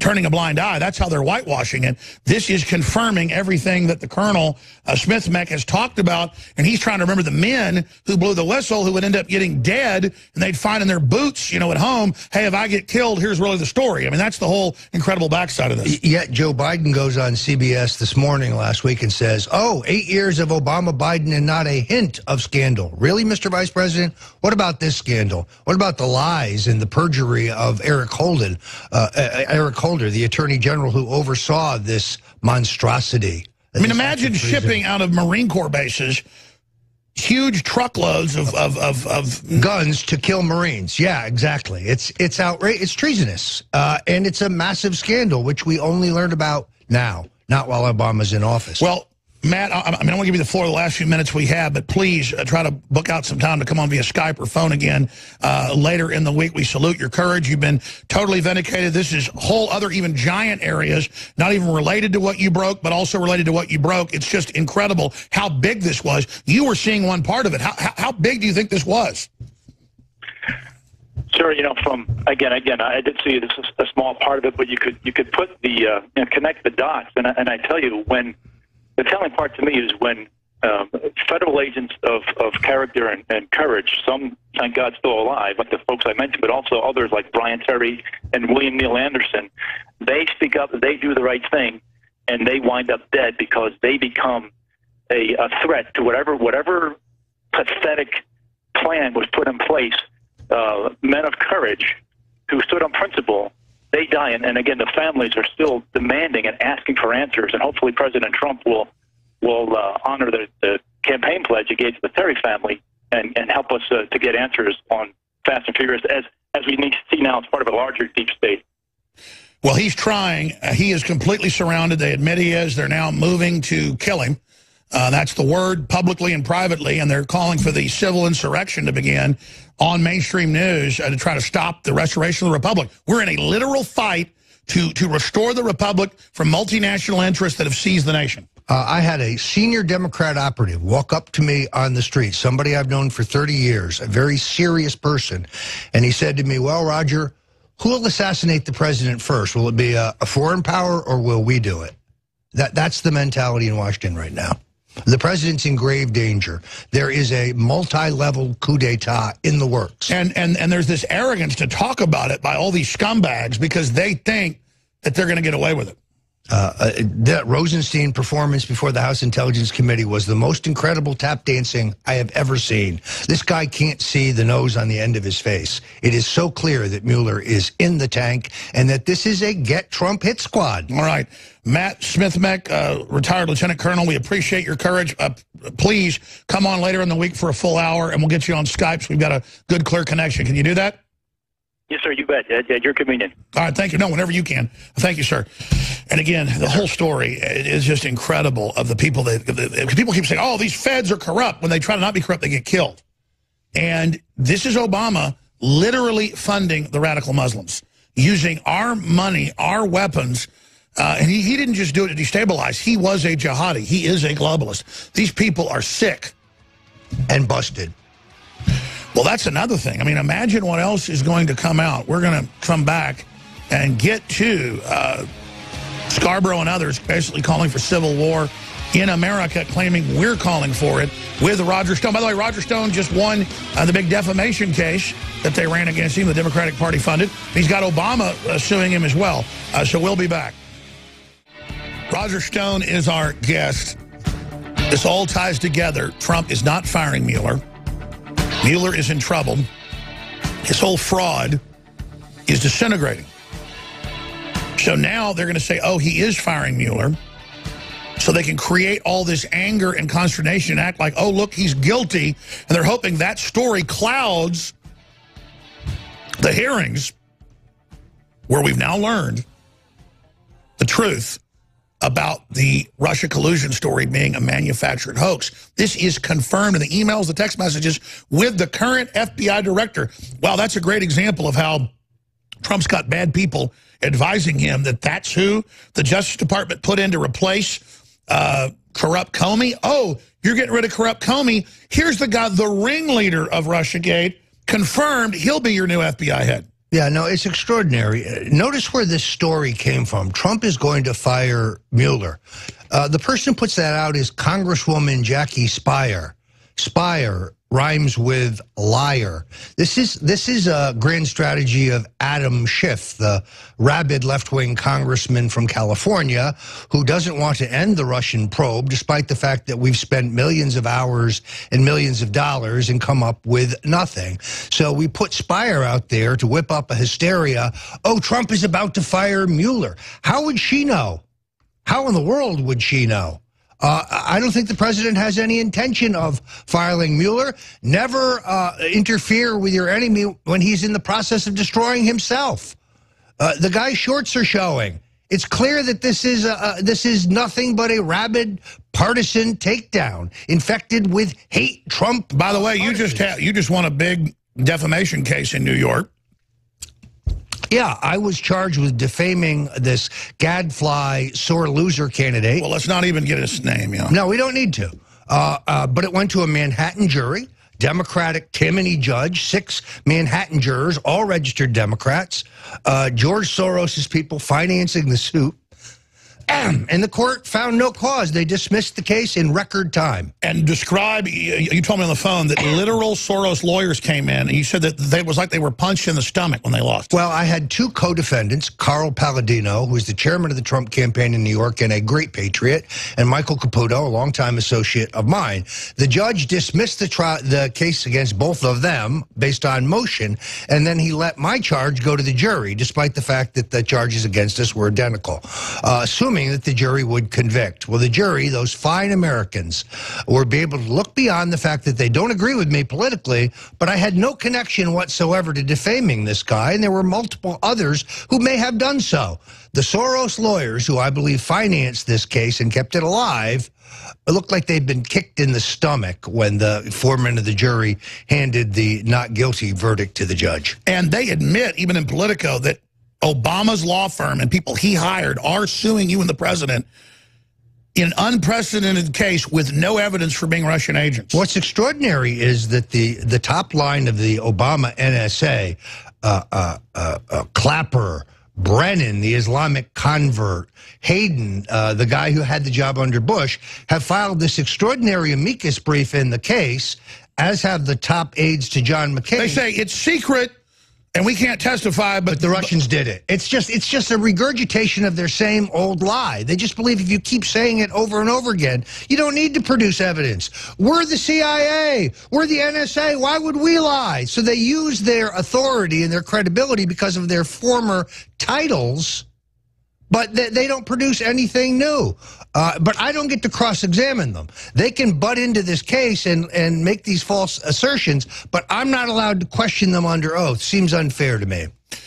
All right. When we go to break here in a few minutes, we're going to have some surprise guests here in studio. I promised you guys some spectacular things here during the Christmas extravaganza that we'd have on Monday, part of this 34-hour broadcast that runs through today, through tomorrow with myself, Owen Schroyer, and a bunch of other special guests that'll be here, like Roger Stone in studio. I haven't even gotten to the Scarborough stuff yet, and I have Craig Sawyer, former member of and leader, not commander, but leader in SEAL Team 6. He hates when I even talk about that. The point is he's a great guy, and he's the host of Top Shots and all those shows on TV. They have gotten authorization from law enforcement to actually follow them on the raids, rescuing children that have been kidnapped for sex slavery. And you've seen all the big busts that are happening. And behind the scenes, you know, I've been financing some of this, but they've gotten the green light from law enforcement to show some of this exclusively here first, coming up, because what's been missing is when they bust the pedophiles, then it all goes into court and gets shut down. News has got to be there when it first begins, okay, in the raid part, kind of like a cop show, but you're not busting winos and crackheads and, you know, hillbillies, which is entertaining, but it's you know, not that important at the end of the day compared to pedophiles. And they've got like a bad boys, what you going to do? What you going to do when they come for you? But instead, it's helicopters coming in. And so, and other stuff. And so this is taking off, and you're going to get an exclusive first look at this coming up next hour. Roger Stone will ride shotgun with us. And then we've got some other special guests as well coming up in that little short 5-minute segment that's about to happen. I haven't gotten to the Scarborough yet and all the rest of it, but this is a big deal. Infowars.com, newswars.com. The globalists have tried to shut down our sponsors. They've tried to destroy us. Despite that, we have swum upstream thanks to you, and I mean that, it's you. And so we have Christmas specials that if you want to get them and be guaranteed anywhere in the 50 states to get delivery, you need to order by today. And so we have the Christmas 34-hour broadcast limited time special plus free shipping. We're finally winning the war on Christmas. To celebrate, we're giving a Merry Christmas to all of our patriots and InfoWarriors with a special sales, free shipping store-wide. Today is the day to take advantage of these sales and the free shipping to get these gifts and put them under the tree for the big day. Help support us and celebrate bringing Christmas back to America, calling it Christmas, today with these incredible specials at InfoWarsStore.com. The amazing best-selling Super Male Vitality, 50% off with free shipping. Silver Bullet, 67% off with free shipping. Brain Force, that is the #1 bestseller, 50% off. You love that with free shipping. Alpha Power, this is super strong. These are all different formulas. They work different for others, but males is what it's designed for. Works great with females. Stamina, libido, energy. It's so strong I can't even take it. Alex, I don't know how you do these discounts. They are really deep. These are some of the best deals I've ever seen. And in my family, we have loaded up. We don't just like raise the prices and then cut them. It's the regular price that's a good price. And then when we do these sales, it's boom, boom, boom. And we do them a lot now, but usually on 4 or 5 items. This is it's over like 80-something items in the store, or at least 50% off. Cell Force, amazing for your DNA, your body, your energy, antioxidants, 50% off. Survival Shield X2, the amazing good halogen. Vitamin Mineral Fusion, 50% off. The Real Red Pill, one of our new products, just go read about it, folks. The Real Red Pill, 50% off. All Super Blue, fluoride-free toothpaste. That's our best seller right now. Normally it's Brain Force, but people are really buying this to give us gifts because they feel like people all need toothpaste. It's fluoride-free. It's got the good iodine in it. It's fortified with the colloidal silver. It's amazing for adults and children. We have the bubblegum flavor, and we have the adult toothpaste as well. We've got Secret 12 Vitamin B12. That is also 50% off. All InfoWars storable foods, 50% off and free shipping. We never do that. That is the best deal. DNA Force, 33% off that incredible product. Pro Pure products, 25% off. And again, free shipping. Carnivore and Flora Life are amazing new probiotics, 33% off and free shipping, and much more. T-shirts, big specials, you name it, free shipping. Here's the USPS map for TV viewers. Guaranteed by Priority Mail. That's how we ship it out everywhere. That is Alaska. That is Hawaii. That is even, they've got like Puerto Rico and stuff, even though it's not the 50 states, but protectorates, possessions of the U.S. You order today, you get it before Christmas. Now, most areas in the lower 48, you can even order tomorrow and still get it, maybe even Wednesday or Thursday. But if you want it anywhere guaranteed, this is the way to do it. You can also just put in the email note on your ticket, hey, this is to my uncle or my cousin or my daughter or my neighbor or my ex-husband, whatever the case is. You can send the books, the videos, the materials, the supplements, whatever, to whoever you want as a gift. And it just comes, they open it, and there's the receipt. Hey, this is from us to you. So, again, it's all there, InfoWarsStore.com, InfoWarsLife.com, or 888-253-3139. And, again, I then think whatever the best information warfare is, I take the money and I spend it on the InfoWar. Like, I don't have a piece of this TV show that Greg Sawyer is producing. I didn't want it when they offered it. I just said, look, I trust you. You're a great guy. I'm highly recommended. Here's $100,000. And I'm not made of money. But we do it judiciously and how the spirit leads of how to take action. InfoWarsStore.com or 888-253-3139. Thank you all for your support. You make it all possible. This is a win-win. So please shop with us for Christmas and beat the crowds. We'll be right back. Stay with us. I don't know what that noise is. I'm hearing some jingling, Roger. We're going to check into it in a minute. A lot of big, serious news day out there. But, I've actually decided and done my own research that I'm wrong, that I'm a bad person. I decided Obamacare is free. I decided that 2 + 2 does equal 5. I decided that if I had a business, I didn't build that. I decided that North Korea or Venezuela is a better place to live than just America that's partially free market. And I've decided that Trump really is a Russian agent. So am I. Because I've discovered that Santa Claus is real. I always thought since I was a little kid, I hear some jingling over there. I always thought that, Santa Claus wasn't real. But actually, Santa Claus sent a couple of emissaries. We have a camera shot 5, please. Yes, Santa Claus did send emissaries. And, ladies and gentlemen, here are those emissaries now. Go to camera 5. Here they are, ladies and gentlemen. Ladies and gentlemen, from the North Pole, Mimi. Oh, my gosh, and Shorty. Thank you. It's very nice to meet you guys. Nice to meet you, too. How you doing? Good. Been busy. Staying at the North Pole. But Along with that, we're just here to bring some Christmas cheer to make you happy and bring lots of gifts and goodies. Well, thank you. Does Santa like me? No, yes, he does. Is Santa, did Santa vote for President Trump? Yeah, he did. Sad but true, he did. Well, you know Santa is a racist. I mean, he's white. He's an effing white male. And he wears a red suit, let's be clear. Hey, he picks on midgets, too, the elves. Absolutely. He like bosses you around. He don't like the mean ones. That's just my buddy here. Yeah, but he likes the sweet and gentle ones. Because they're the ones that give him all the goodies. Well, you guys are going to be co-hosting with me tonight. This is going on for 30-something hours. So tonight, for a couple hours, you're going to co-host with me and Alexa. Alexa's here, the AI globalist system. Alexa, what are elves? Autonomous individuals or covert cells who, according to the ELF press office, use economic sabotage and guerrilla warfare to stop the exploitation and destruction. Arrest these people. Arrest these people immediately. Yeah. Alexa, that sounds like Democrats. Oh, hell. That's a Democrat, not an elf. Well, you're just a bit. Why do you think I'm going to be Alexa, what is an elf? Not the Animal Liberation Army, but what is an elf? Here's something I found on Wikipedia. The Earth Liberation Front, ELF, also known as elves or the elves, is the collective name for autonomous individuals. See, everything is left. Be quiet. Be quiet. We're not like that. Quiet, Alexa. Guerrilla I voted for Trump. Yeah, I made her stop. All right, so here's something I found on Wikipedia. Stop. The Earth Liberation Front. Stop. Boy, it loves these terrorist groups. You want me to shoot it? That's a terrorist group. Stop, Alexa. Alexa, stop. Yeah, no, they said Jesus Christ was a fictional character. Let me get serious. The Earth Liberation Front. Be quiet. Be quiet, Alexa. Also known as elves or the elves. Alexa. Is the collect. Oh, that's its trigger word. Okay, there you go. Alexa. Sorry, I'm not sure. Alexa, is Santa Claus real? I don't know him personally, but I've heard a lot of good things about Santa. If I ever meet him, I'll tell you.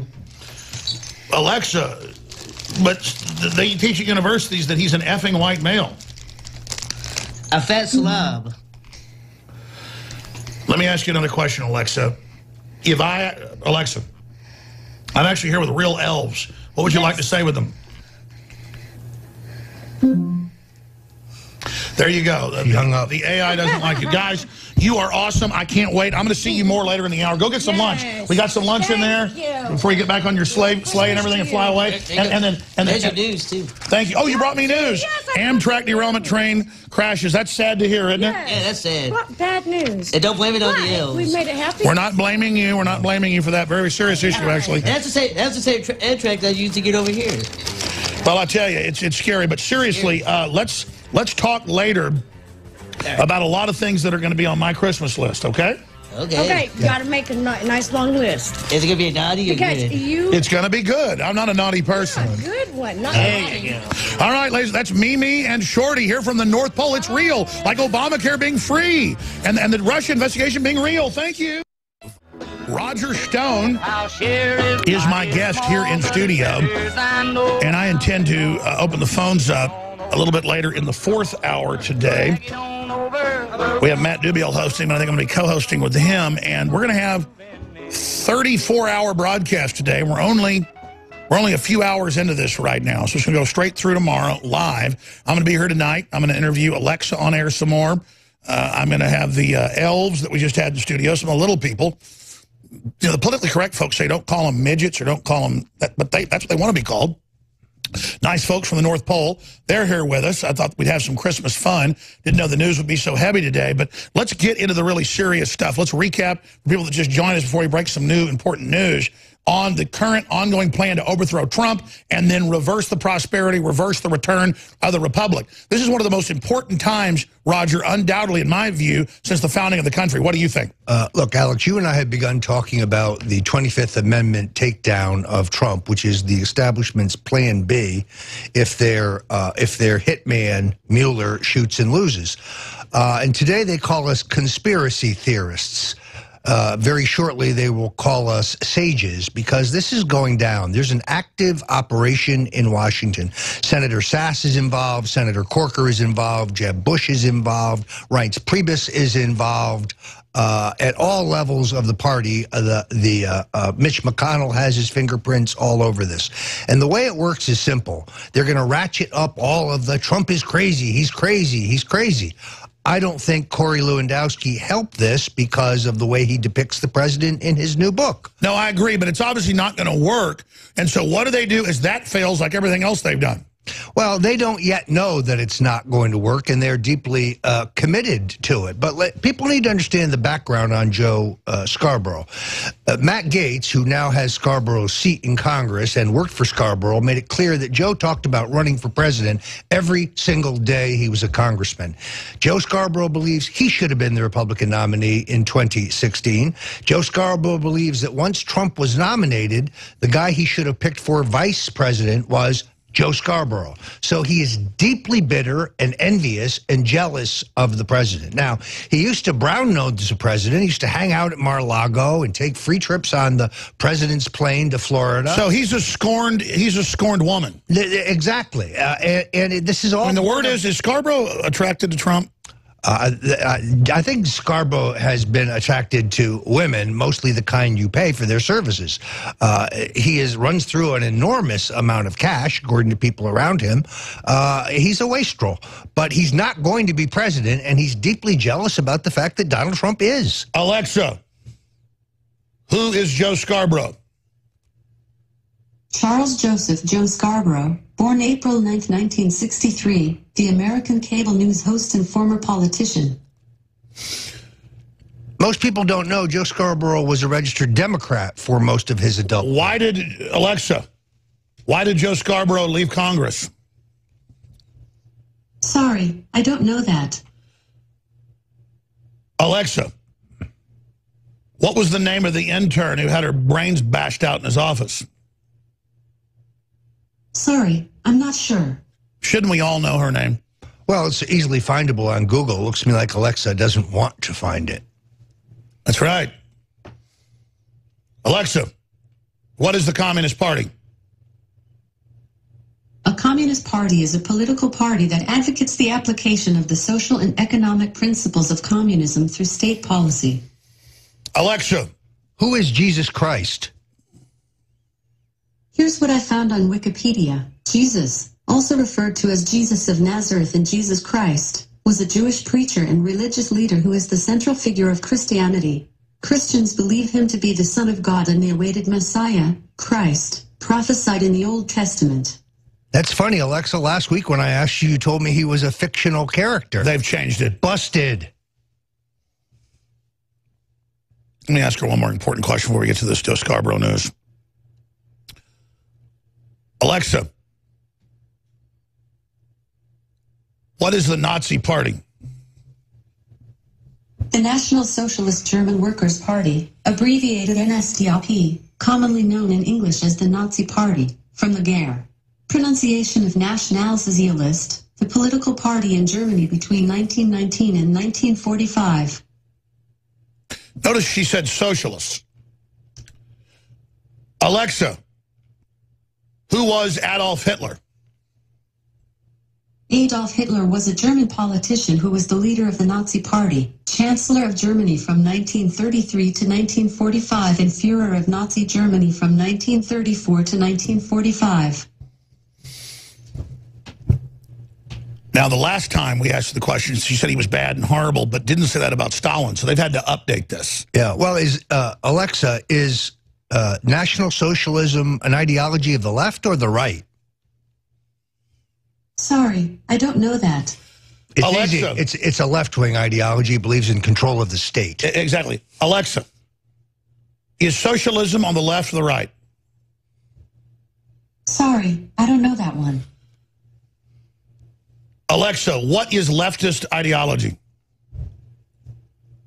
Here's something I found on Wikipedia. Broad Left is a coalition of leftist members, usually involving independents, members of the Labour Party, and members of organized revolutionary leftist movements within a trade union, or members of a political party that appeals to a wide range of leftist ideologies, such as left unity.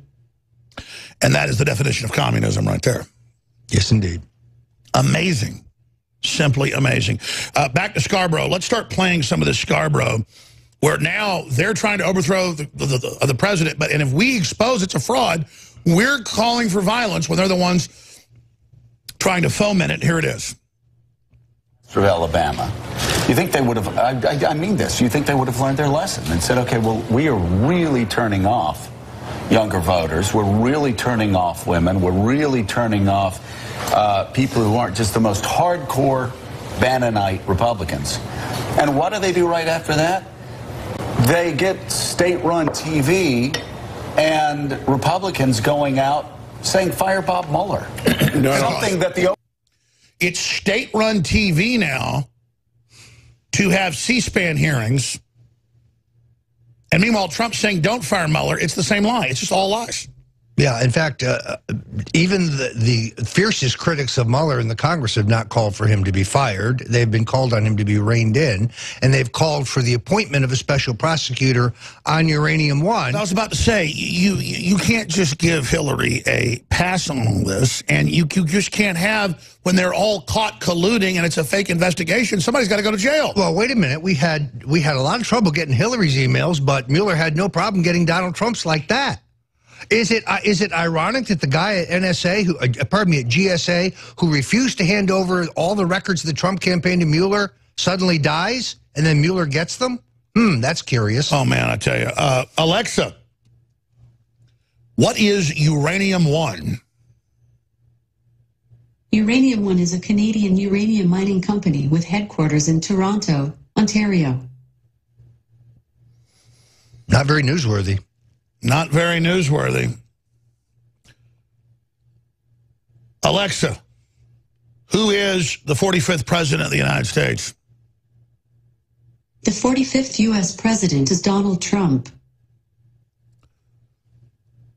You know they hate that, don't they? Boy, they really do. Oh, what a great year. Alexa, why don't Jeff Bezos' eyes point the same direction? Sorry, I don't know that one. You know what, Alexa? You're nothing but a big, dirty, ugly tentacle out of that big, corrupt, globalist psychopath operation you got over there. You're just as sick as Apple and all their Foxconn slave laboratories. I don't know that. I know you don't know nothing.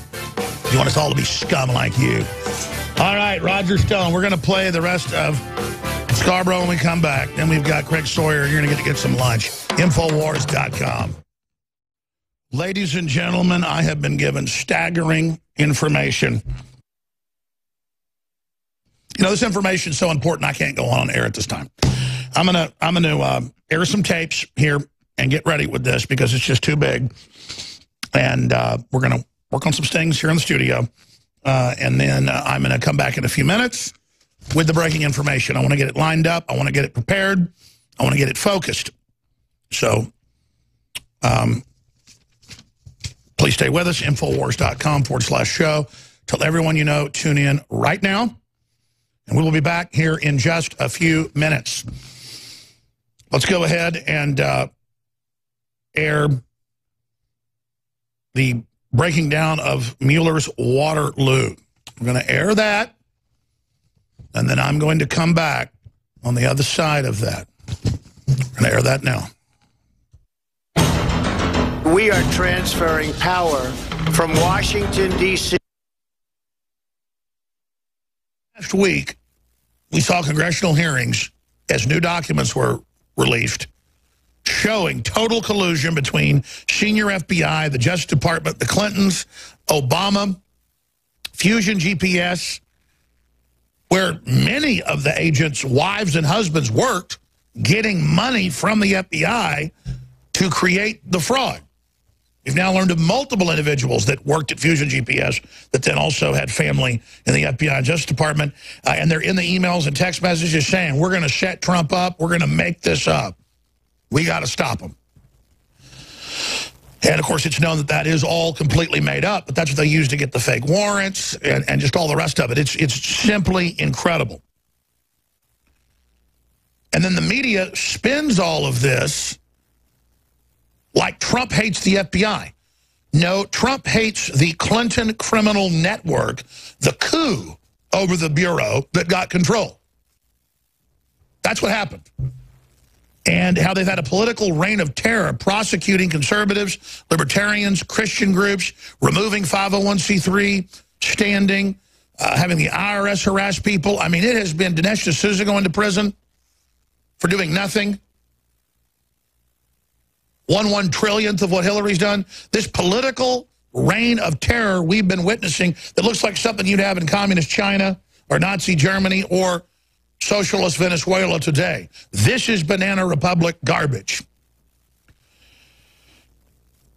And I don't see how they're going to get out of this now, because more documents are coming out as the FBI goes under contempt of Congress, and Trump is basically ordering them to release it. Rosenstein's in deep trouble. He's a Clinton operative. And you've got McCabe, the ringleader, we now learn, when he was deputy director, now acting director. Think of the bad advice Trump got. And he didn't know. He got advised, oh, this is a good guy, sir. And he is the ringleader in the text messages, in the emails, and in the notes of the meetings where they're like, we got to bring candidate Trump down. He's like, well, I don't think he's going to get elected, but I agree with you. Well, we got to set up an insurance policy. I mean, wow. And then Rosenstein's involved in Uranium One. So is Mueller. I mean, these people need to be arrested on espionage charges. And I've been saying this for a long time. It's why they got so scared of Trump getting in and went with the Russia narrative. Because every one of these individuals is up to their eyeballs in Russian money. They're all part of these law firms to get the waivers when Clinton was in, so they could do these deals and be on the boards of companies where they don't even invest money, and then they get huge dividends. Other people have to invest $5 million, $10 million in one of the companies Mueller's involved in. Mueller made no investment and gets money from it. Oh, we're just going to put you on the company. You don't do anything. Here's money. Because he killed the investigation into Uranium One. I mean, this is open and shut. A jury would fry Mueller. If there was still an electric chair, he'd be sent to it like the Rosenbergs for espionage. Former FBI Assistant Director James Hallstrom called disgraced FBI agent Peter Strzok a total moron, close quote. And by total moron, I mean he's in emails and text messages framing people who belongs in Leavenworth. That's a quote. I don't just get up here and say they should go to prison. I know how to read the law.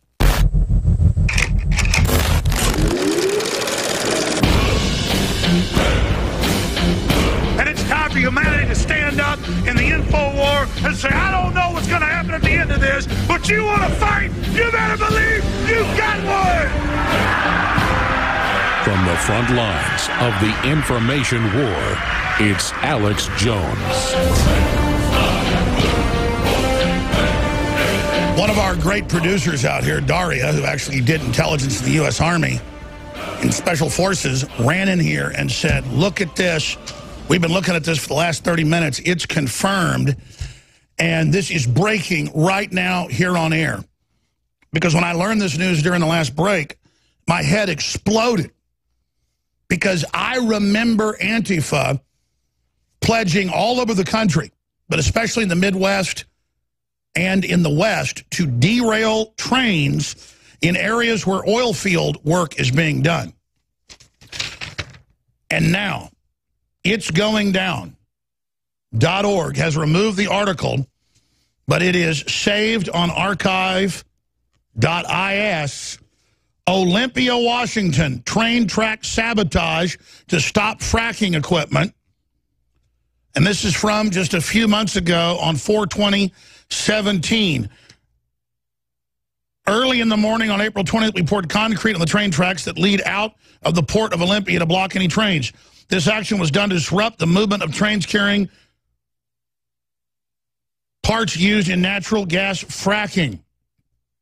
And they go on to say, stop the 500 years of colonization and industrialization. This is basically communist Earth First type stuff. And they talk about staging more terror attacks. So the story has just gone up on INFOWARS.com. It has just been posted. Choosing sides, getting organized. And guess what? They have their little communist flag for Antifa and their black flag for no surrender. But guess what? Let's go back to the piece. Let's go back to their Twitter. They may have pulled the article off their site, but not their Twitter. Here we endorse crimes like pouring concrete on train tracks. We also include a how-to-do video at the bottom of the article. Imagine, these are people funded by the Democratic Party and Soros, openly talking about how to sabotage train tracks, and they've now just pulled the article off their page, but not their Twitter yet. So we're exposing it all here. We've got a bunch of people dead, 80 plus at the hospital. The train goes off the tracks into the highway on Route 5. Not out in the middle of nowhere, but right where Antifa would probably strike for maximum damage. Guys. You heard it here first, and the globalists are already dreading it. It's the first annual Christmas Spectacular Extravaganza brought to you by INFOWARS, and it's launching Christmas week, leading into Christmas. You know, Christmas is about Christmas. And to celebrate this, we've got the biggest sales in the history of INFOWARS at InfoWarsStore.com.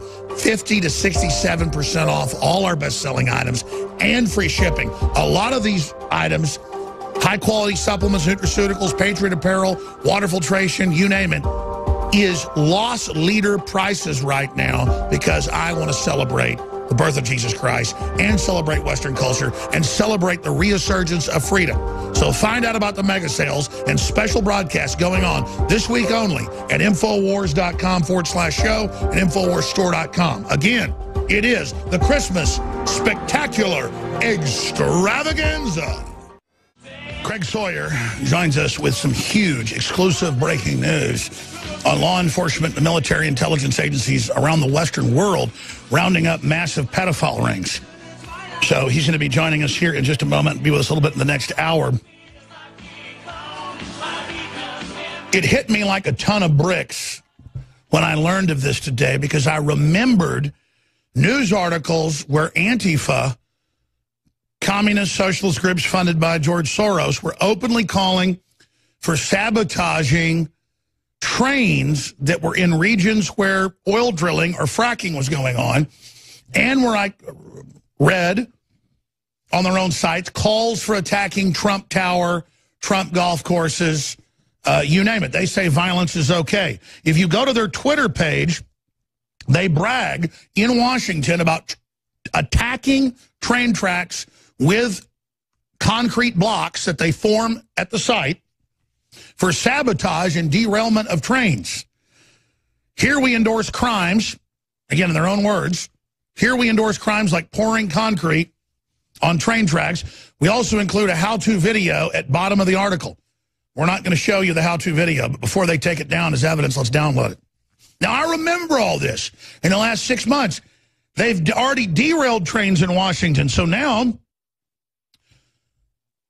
they've pulled down the article, Olympia, Washington, train track sabotage to stop fracking, where they brag about derailing trains and how they're going to do it more and how they're training others how to do it. Then we have Amtrak derailing onto the highway, killing at least 3 and over 80 sent to the hospital, crashing down into cars, and all of that horrible carnage. You have a criminal group saying, we derail trains. They were never busted. They never got in trouble because there's so many of these groups. Now this has happened, and I guarantee you mainstream media will attack me for even implying that Antifa would do such a thing. But they're prime suspects after infrastructure. But this is simply amazing. And notice it happened in a very populated area, not on the rest of the scenic route. Perfectly placed for Antifa. So what horrible, horrible, horrible people that they've already done it. They videotaped themselves doing it, and it wasn't even national news. And I just saw it, you know, as a footnote and kind of mentioned it because we just are used to these bullies. It's like what they do. So the story is now up on InfoWars.com. And again, headline, Antifa admits to sabotaging railways, trying to derail trains, and training others to do it in the very state where this just happened. Unbelievable. It's like somebody says, I'm going to attack the Empire State's Building with a dump truck, and then it happens, you are the suspect. Wow. So those stories are up on InfoWars.com right now. We need to get this story out to everybody. Now, joining us is a great guy, frequent guest on the broadcast, and he's got a lot of exciting things going on. Craig Sawyer, and there's a lot of things I want to cover with him today. and we're going to be going over that with him. But early on, we told you that Trump was putting a focus on and green lighting going after pedophile rings. We've seen unlimited arrests going on. We've seen just massive things happening, but then no coverage once it happens. No coverage of what's happened once it unfolds. So the press has not been willing to cover it. You'll see hundreds of arrests here, hundreds of arrests there, all these children, all these women freed, and then no coverage after that. So Craig had an idea in the last year. He's now put it into action, tacticalinsider.com, vetsforchildrescue.org. There's a new TV program and film they're developing. I think it's best Craig break down just some of the basic facts and then give you the breaking news. Then we have a trailer for one of the first installments. Craig, thanks for joining us. Thanks for having me back on, Alex. It's always a pleasure. Where do you want to start here? Again, Craig Sawyer, I should have said Marine veteran, former Navy SEAL, sniper, TV show host, you name it, Fox News analyst. I mean, there's so much to cover in your bio. Competition, Top Shot. So again, firearms expert, what got you into this, and where has the rabbit trail from all your sources led you? Well, what got me into this, Alex, really was having the network of fellow professionals that could help in situations like this, and just having my heart pounded on after learning the nature of this crisis and what they're doing to the children, these child traffickers, after the Trump election and the increase of the arrests on child traffickers. So I just really could not look away, Alex, and I rallied my resources and connections against it, and that's really what Veterans for Child Rescue is all about. We started off to be an alert service, to alert the populace to the fact that there is a serious crisis of child trafficking inside the continental United States. And then we branched out with that capability to do additional things, extracting the child victims themselves, arresting the perps now, and empowering the children through preventive educational programs, and one that I found to be particularly inspiring that I want to take national if I can get that meeting with Ivanka. I want to play the trailer here in a moment. Tell us what this is the trailer for. Okay. Because you've got a bunch of things in development. I don't want to give out any of the secrets about the show. I mean, describe the little trailer piece we're about to play. Okay. All right. Well, this is a quick snapshot of some of the earlier footage of our documentary series. We've started off with a 2-hour feature film documentary that's going to get at least 50 million viewers, probably 100 million viewers or more. So we're excited about it, and it's an entire effort to alert the populace, show them what the mainstream news media apparently refuses to tell the people. And it's really, Alex, it's a story of me going around the country, dealing with the perpetrators, the victims, the witnesses, law enforcement, and finding out what really is going on with this. And it's a story of my journey of learning and alerting the American people. So this is a quick snapshot of the early parts of it. Now, I've seen some of the names you're working with and some of the notes I've been given, but that's not in these notes. Should I get to the name of it? Yeah, well, the working title right now is Contraland, and it comes off of the word contraband, and sadly enough, sickeningly enough, our children have become the new contraband for the black market. So they're treating children like the next narcotic or black market arms dealer currency. So they're the new contraband, and so the staff came up with the working title Contraland. We may change that, but for now, that's the title. Where literally it's not art, it's not drugs anymore, it's children, and we see Hollywood, the whole culture. They said, a year ago we were talking about this, none of it's happening, there are no pedophiles, and now we see Hollywood getting busted and all of it coming out. It's really amazing. So again, here's a short director's cut version. The documentary trailer, the working title is Contraland, refers to children now sadly becoming another commodity, contraband on the black market, as he just said. We've been tweeting that at Ivanka Trump, Tucker Carlson, and Sean Hannity and others to get them start covering it so the whole dam will break. We're going to retweet that right now at Real Alex Jones. So here is a little snippet. What kind of demand for child sex justifies the number 2 million child sex slaves?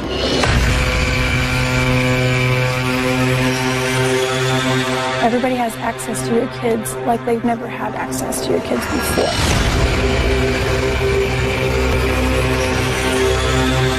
The highest child rape consumption country in the world is right here in the United States.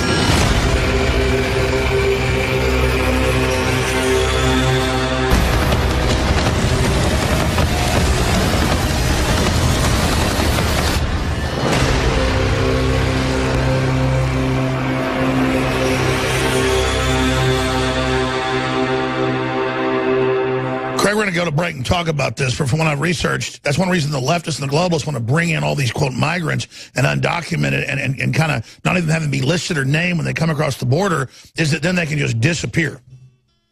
Well, it's not to the migrants' benefit. It's not that the globalists are so kind-hearted that they want these migrants to have a better life. Look, if they import terror and if they import criminals, then they have the excuse to treat us all like terrorists and criminals and take more of our rights. So it's just a big game that the globalists play, and they put it under the title or guise of being compassionate, but it's like everything else that comes from them, it's just a lie. Ladies and gentlemen, we're not backing down here at InfoWars. Neither is Craig Sawyer. You're the reason we're here. Your support, your prayers. In the last hour, we discovered, and I got so angry I'd remembered, that Antifa had said that they would attack trains and had attacked trains in Oregon to stop commerce in America. Well, guess what? It turns out there in the town where this happened, in that area, dozens were camping out there to physically stand in front of the trains, block the tracks, and sabotage it. So it's now, the media will try to cover this up, but Gateway Pundit hasn't. Until every officer is down, Antifa anarchists sabotage train in Olympia, have commune raided by police, and are camping on the tracks in multiple towns and cities, including where the train got hit. So, Craig Sawyer, you're a former counterterrorism guy and a federal officer. I want to get back in this segment and a few more with you into the new 2-hour pilot documentary film, Contraband, and the breakthrough stuff you're about to give us exclusively here about how you've gotten access to law enforcement, because none of the other media will cover it. That's why they brought you in, because they're scared, because I guess they're trying to cover it up. We've seen that. What do you make of this train derailment and the calls to remove Trump and Joe Scarborough saying get ready for a civil war as their whole Russia thing disintegrates? I can't imagine any other country, Alex, where any of this would be tolerated for 1 minute.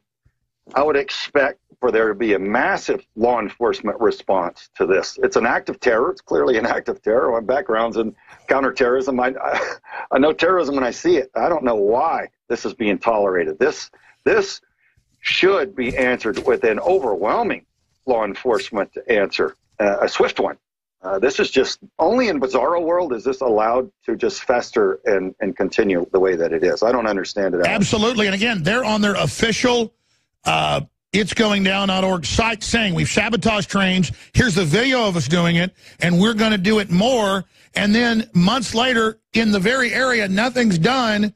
I mean, local police have been raiding them, but it didn't stop it. I mean, this is just insane. Imagine if they all strike across the entire country, as MoveOn.org and the Antifa groups are calling for, if Trump doesn't step down. I mean, I guess they're just going to burn all the train tracks, blow everything up, and then we're just going to let them do it. And just unbelievable. Well, we need to move against these. Perplexing. Just ridiculous. This is a ridiculous situation. I'm waiting for the SWAT teams to descend upon those who are behind Antifa, the funding, the management. Who is it that are urging these misguided children, if you will, and young college students and just lost adults to go commit acts of terror against their own country? Why are they not behind bars for what they've done already? It's insane. And I love how they demonize all industry as if it's bad, and then don't think if they put stuff out there, it's going to derail a passenger train with men, women, and children on it who are now dead. I mean, if indeed that's what this was. But they're saying attack it, so they're prime suspects. Well, if you look at it from an adult perspective, it could only be an undeveloped mind that would come up with such a ridiculous notion to go blow things up and somehow think that it's going to improve anything. So I look at it more as a tactic by our enemy to try to divide and manipulate the weak-minded in the United States and misguide them against us, against the patriotic Americans, against American strength and our best interest. So I just see those as unwitting pawns who are being abused and probably cast aside and sacrificed by George Soros and other. Oh, absolutely. Let's get back into the film now, but obviously breaking news. Yeah. Craig Sawyer here, former highly decorated Navy SEAL, patriot, TV show host, you name it, now working on a documentary that's nearing completion, 2 hours long, Contraland. Wow. I mean, I've just seen the footage. You've been given access to exclusively law enforcement raids around the country. Tell us what you've discovered. Well, we're discovering that this is a really widespread, pervasive problem with the child trafficking, and that it's a very complex one. In some areas, we've got district attorneys and sheriffs that are opening their arms and saying, thank God you're here, let's do some great business. And we've got some fantastic operations that we are just now starting, new operations for us, where we're going to be able to put the perpetrators away and rescue the children, victims that are in their possession. And other places where, sadly enough, district attorneys and sheriffs are saying, we don't want people to know that this goes on, and this is such a big problem in our city, so no thank you. We're not going to cooperate with you and play ball. We'd rather keep it hidden.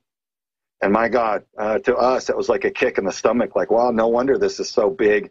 You know, evil expands, and that's how we got here. That's how we got in this mess of the evil tentacles wrapped itself around our country to the degree that it did and has the grip on our country that it does, is because weak men looked away and allowed it. And we cannot tolerate, we cannot afford that mindset any longer. We have to pull up our big boy pants as American citizens and all do a little bit so that together we can have a huge effect at beating this back. Because God help us, man, if we can't stand up for the innocent and precious children, then who are we? We got no business breathing up oxygen if we can't do that. That's the least among us should be able to do that. So we're just trying to rally the people to pay attention and join us, man. We're not asking everybody to be the one to stand up and save the day for everybody, but if we all do a little bit, it counts for a lot. Well, I know that I've been briefed by people that have been on federal task forces and assigned to them, and they say you can bust a few of the low level, but then it's always up above it, especially when they're having big football events or big championship events that the globalists pick cities that will cover it up, just like you were saying, and then they just stop even federal law enforcement, military task forces that have tried to be involved, and they say 100% it is expanding, as you said, and now becoming like a commodity. It's become so pervasive, it's become basically industrialized. They have formulas, and that what's fueling it is the massive amounts of migrants. We know that Hillary got caught, and a bunch of her people went to prison trying to ship in thousands of little kids out of Haiti without any records, and a bunch of them disappeared. And so this is a sickening commodity, and that's why they want giant, unwashed third-world populations that are unvetted, because they can just be disappeared. That's why you find these trailers with 60, 70, 80 men, women, and children in them dead just because somebody didn't pay the money at the other end like they wanted. They just lock the door and everybody dies. I mean, this is, and then Robert Rodriguez makes films about how Texans are on the border shooting Hispanics, when meanwhile it's the Mexican cartels and the Democratic Party who literally use Hispanics like throwaway garbage. Yeah, well, I believe as Trump drains the swamp, we'll be able to remove people in key leadership positions throughout the chain of command and federal and local law enforcement that are perpetuating the problem. There, as you alluded to, there are no-go zones and times surrounding the Super Bowl with all these elites that come in, they descend upon a city, and they want they want to purchase every manner of perversion, children being one of those, and it's provided for them. And law enforcement. And that's key. That's why so many elites go to the big Kentucky Derbies or the Super Bowl in Houston or any of these places. Is for that time it becomes the no-go zone, and then there's promised protection for huge amounts of payments just for that time. Sadly enough, it's true.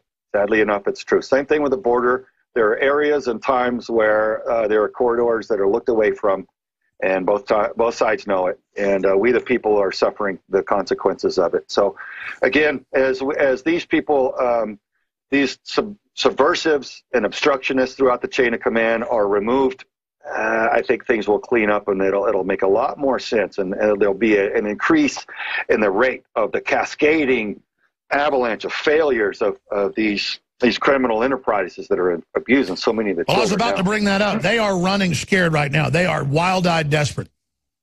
I know at least one area in Dallas where a bunch of high rollers are packing up have already left overseas, literally left overnight. We're talking about very, very wealthy people packed up and left. So I think that's got to do with some of what's going on with the DOJ and probably some of the slush fund surrounding what's going on with the congressional slush fund for sexual abuses. So we'll see what happens. But yeah, there are people already fleeing the country, Alex. People of great means and significance. So these are bizarre times for sure. There's a total war. Imagine when the history books are finally written, when we win this. I mean, the stuff that's going to come out. There's always been this attitude of if stuff's really horrible, it'll destroy the economy, just cut it out, get rid of it. But that allowed it to actually grow. Now it's going to have to all come out. Yeah, it does. Information's key, man. That's why I love your title, InfoWars, man. That's where it's at. Stay there. Craig Sawyer didn't like me to say it before. Remember the dev group, Patriot. We're going to come back and get more into the film when it's coming out. How people will support it. Don't forget, support us. Free shipping store-wide. Last day to have guaranteed shipping to your house. For your Christmas shopping and InfoWars, help beat the globalists. And you see the work we do. We deserve your support. We need it. Thank you so much. This country has been seized by multinational groups that use corruption to control populations. And studying different intelligence operations, just back when I was a teenager, I thought it was interesting. I learned about Zbigniew Brzezinski and the books he wrote about how they controlled organized crime and how they even used sex trafficking and things to control people. I mean that's a well-known thing. But it's the trafficking of children. And you realize that it's like the sick club to show you're an anti-human scumbag, to show that you're a selfish piece of crap, to show that you're twisted and evil. And so a lot of folks reportedly aren't even into it, but they just know it's like fraternities where you got to have sex with a goat or something. It's just 1,000 times worse. So they corrupt you. They have pictures of you with a goat. That's how they think that they can trust you. That's how they compromise people. You should just be compromised by not wanting to destroy your family name and fearing God. Plus, who wants to do that stuff anyways? This is a short segment, long segment coming up with Craig Sawyer. Again, TV host, weapons expert, counterterrorism expert, federal officer, former Navy SEAL, if you just joined us. We were getting into your just descent into researching the child kidnapping rings and all the rest of it. The media trying to deny it even existed. Since then, the Deputy Pope's been busted for reportedly kidnapping and trafficking 100 kids. There's just arrests everywhere. But as you said, the last time you were on, it just always ends with the bust, tied up in the courts, and then you just never hear about it again. The missing link is getting media that will actually cover it. Yeah, it's frustrating, man, as a decent citizen just wanting to see, justice done. It's frustrating not to see it talked about. I've seen hundreds, if not thousands, of people hammering Sean Hannity and Tucker Carlson and others saying, please have Sawman on or somebody that does what he does. Talk about it. They won't. And I don't think they're allowed to. I know they're good. Those two guys are good guys, but I don't think they're allowed to be honest with you. Look at Rupert Murdoch, who owns Fox News, and his son, and what their outlook is. I mean, and those are the most conservative of the mainstream news outlet owners. So, man, I don't have much hope of the mainstream coming on board and telling the American public what's really going on in that sense, and unless they lose so much credibility and so much revenue that eventually they're just the complete laughing stock of the public, and they're forced to admit it and address it. But right now, they're still trying to hold out. They refuse to talk about it. So, I've seen no exaggeration, 50 articles or more just the last 6 months going, Alex Jones is making it up that there's all these busts, or Trump's not, there's not increased arrest of pedophiles. And then I go read actual FBI site numbers. It's exploded. I mean, you see it all over local news, hundreds here, 50 there, all these arrests, people with all these little kids. And I know you're now in part of these busts able to document it. It's going to be shown soon. But I mean, it's just, it's happening. They're trying to deny it.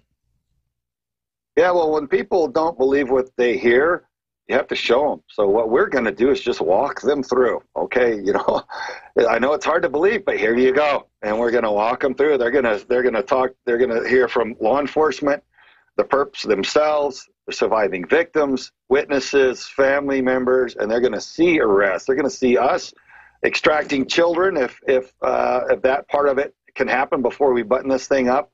Arrest of the perpetrators by our team. So we've got ground operations coming up that are going to be very powerful and have multiple aspects of benefit to them. So it's, and are you hinting that people are getting tipped off because you're about to move against people and suddenly they're gone? No, because I think our stealth and the way that we do what we're doing, we're very careful about that. So we haven't had that so much, but we have had officials or organizations that weren't inclined really to do their job kind of stall and drag their feet, and we've kind of just had to move away from them. So it's been an interesting journey for sure. Well, and you had all the sabotage of even trying to get funding too. Yep, and that's one thing that we can really get a boost from. If we can rally a little bit more, we've got a chance to go internationally. And what a lot of Americans don't know is that the American male specifically is the biggest client or driver of the industry. That's right. Stay right there. We're going to come back and talk about that straight ahead. Truly sickening. Well, earlier we said that Antifa or ISIS would be the main suspects in the derailment in Washington State that's killed quite a few people and injured more than 80 as it came down onto I-5 and crashed down into the highway. A true disaster. Well, now we learn that in that very town, Antifa were camped out on the tracks, that in other surrounding areas, law enforcement had done raids on them in the last week trying to stop them. We now know on their own websites they had said that they'd carried out attacks. They videotaped the attacks and called for more attacks and were training others. And now the FBI is reporting, and Amtrak is reporting, as well as the Associated Press, that it looks like a track obstruction is what caused the train to jump off the track. Yeah, a big telltale was it was in a major city. See, 99% of it's going to be in rural areas on that route. But notice it's right there where a lazy meth head could just come up and obstruct the tracks. So, boom.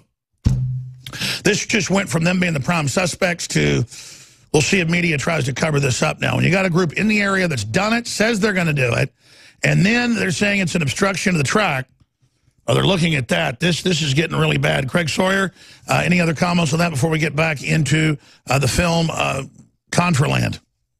Well, on the Antifa thing and this train track, I'd like to be a fly on the wall in some of these meetings and listen to some of the news anchors on the mainstream news media and see if any of them care, if any of them get it, that they're refusing to tell the truth about that which is beneficial for their own country. They're actually part of the problem by giving Antifa a break and by spinning this and trying to make it look somehow okay. This is not okay. This is terrorism. We should all denounce it, including our mainstream news media outlets and anchors. So I'm personally curious as to what they think. Do they think they're somehow doing something good by giving terrorists a break against their own family and friends? It doesn't make sense to me. And I noticed the literature of Antifa and Al-Qaeda when it comes to sabotage is basically identical. So ISIS or Al-Qaeda or somebody could have done this too. And you know, it could have been naturally occurring. A lot of the tracks are old, but they've been trying to update the tracks that have faster trains on them. And again, a slow train hits something, it's not going to be as dramatic as a fast train. What idiots. We're going to stop fracking, so let's derail a passenger train. Well, I suppose they'd rather give the money to our enemies overseas, over in the Middle East, so that let's keep giving them trillions of dollars so they can spin up and bomb us with more sophisticated weapons. It's silly to see what it is that they choose to undermine. They've all got cars and smartphones, and they bitch about an industrial civilization. We're one of the cleanest industrial countries in the world. Well, there's a lot of disinformation, and that's why you've got these misguided youth. You know, they're the victims, unwitting victims of a propaganda and false rhetoric campaign, and an effective one. Let's get into, again, the groundbreaking film that you just had the idea, I guess, a year ago. You've gone out, you've done it, all your credible law enforcement and intelligence agency contacts. We told people the Hollywood pedophile and rape scandal was coming. Now that's coming out. We told everybody about what's happening in Europe. Record bust. As good people just decide to move forward. It's not just Trump. He's just given part of a green light. He's surrounded. But just everybody just moves forward, knowing we're being blocked, but think if we bust enough of them or expose enough of them, it'll cause a chain reaction. I think we've started that chain reaction. A film like this that would then create a series, I believe, where we're not just, cops, what you going to do when they come for you, bust winos or whatever, or, pull over drunks, but actually go after pedophiles and things. Tell us more about the film, some of the things you're working on, and how folks can help fund the operation. Yeah, man. Well, one of the 4 aspects that we're about at Vets for Child Rescue is actually extracting the children. I've always said we can't win this war by extracting children, but it is an important part of it, and it's a life-changing event for that child or those children. So we do want to be a part of that, and we've got the opportunity to do that, both in the continental United States and OCONUS as well.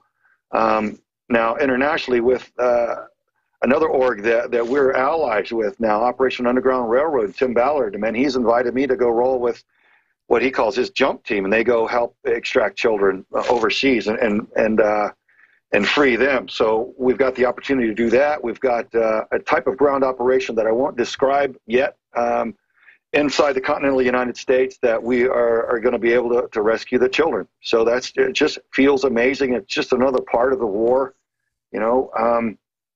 And so that's something that we're very, very excited about. But we've got enough funding to do the basic documentary as it stands, but in order to take the invitations that we've been given on top of what we've done so far, we would need more funding. So I do hope that people of means that want to get behind us. Sure, because you're getting the ball rolling. You've gotten the ball rolling, and so you've got to film soon. But again, it's a chain reaction. It's what it's all about. Yeah. The more funding we have, the more places we can go, the more rescues we can do. The sooner we can start the following series that's going to cover a wider range of scope that we can get to. And by the way, I'm not made out of money. The reason I gave you $100,000 was I know your credentials. I know that some of the groups you were working with, and I knew that it was important what you were trying to do. And I saw you on PayPal and every other platform being globalist run when you've got multiple TV shows, History Channel, Discovery Channel, you know, your name's on firearms, you're a respected guy, you're a federal marshal, you know, SEAL Team 6 leader. Not commander. You don't need to ever talk about it. The point is, SEAL Team 6 guy. Folks I talk to, you know, Army, you name it, say you're a great guy. So, you know, I check into people. And I watched them for 4 months block you, and I'd only given 10,000. And so, you know, and believe me, my kids, you know, haven't had 10,000 put in their trust fund a piece, you know, in their whole life. And I'm not made out of money, but I just go with my gut, and that's why I gave the 100,000 because, you know, you're a hard charger. You're getting stuff done. And, you know, some people came and visited with me. And they said, listen, Underground Railroad, that's a separate group you're working with.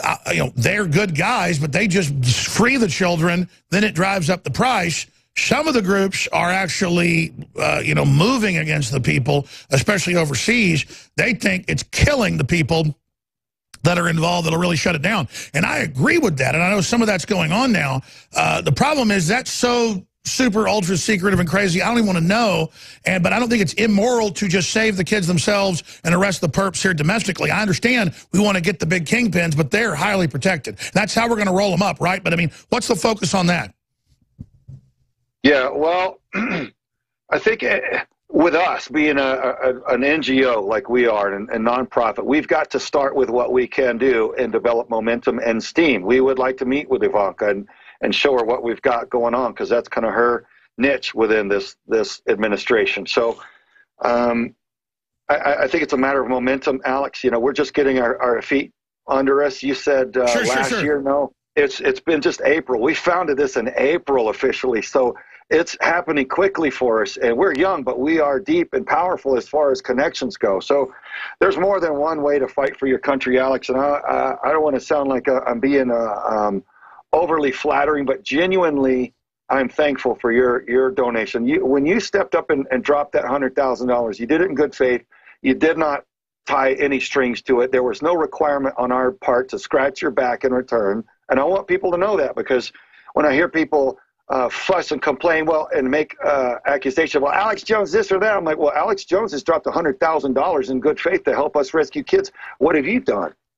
And they don't have any answer for that. So thank you, Alex, and shame on those that complain. Believe me, brother. I mean, we're all. I've got children. You've got children. I know that, you know, everybody's dealt with the stuff that's out there, and I've got the sources. I know what's going on, and they're just saying, well, we're just focusing on wiping people out.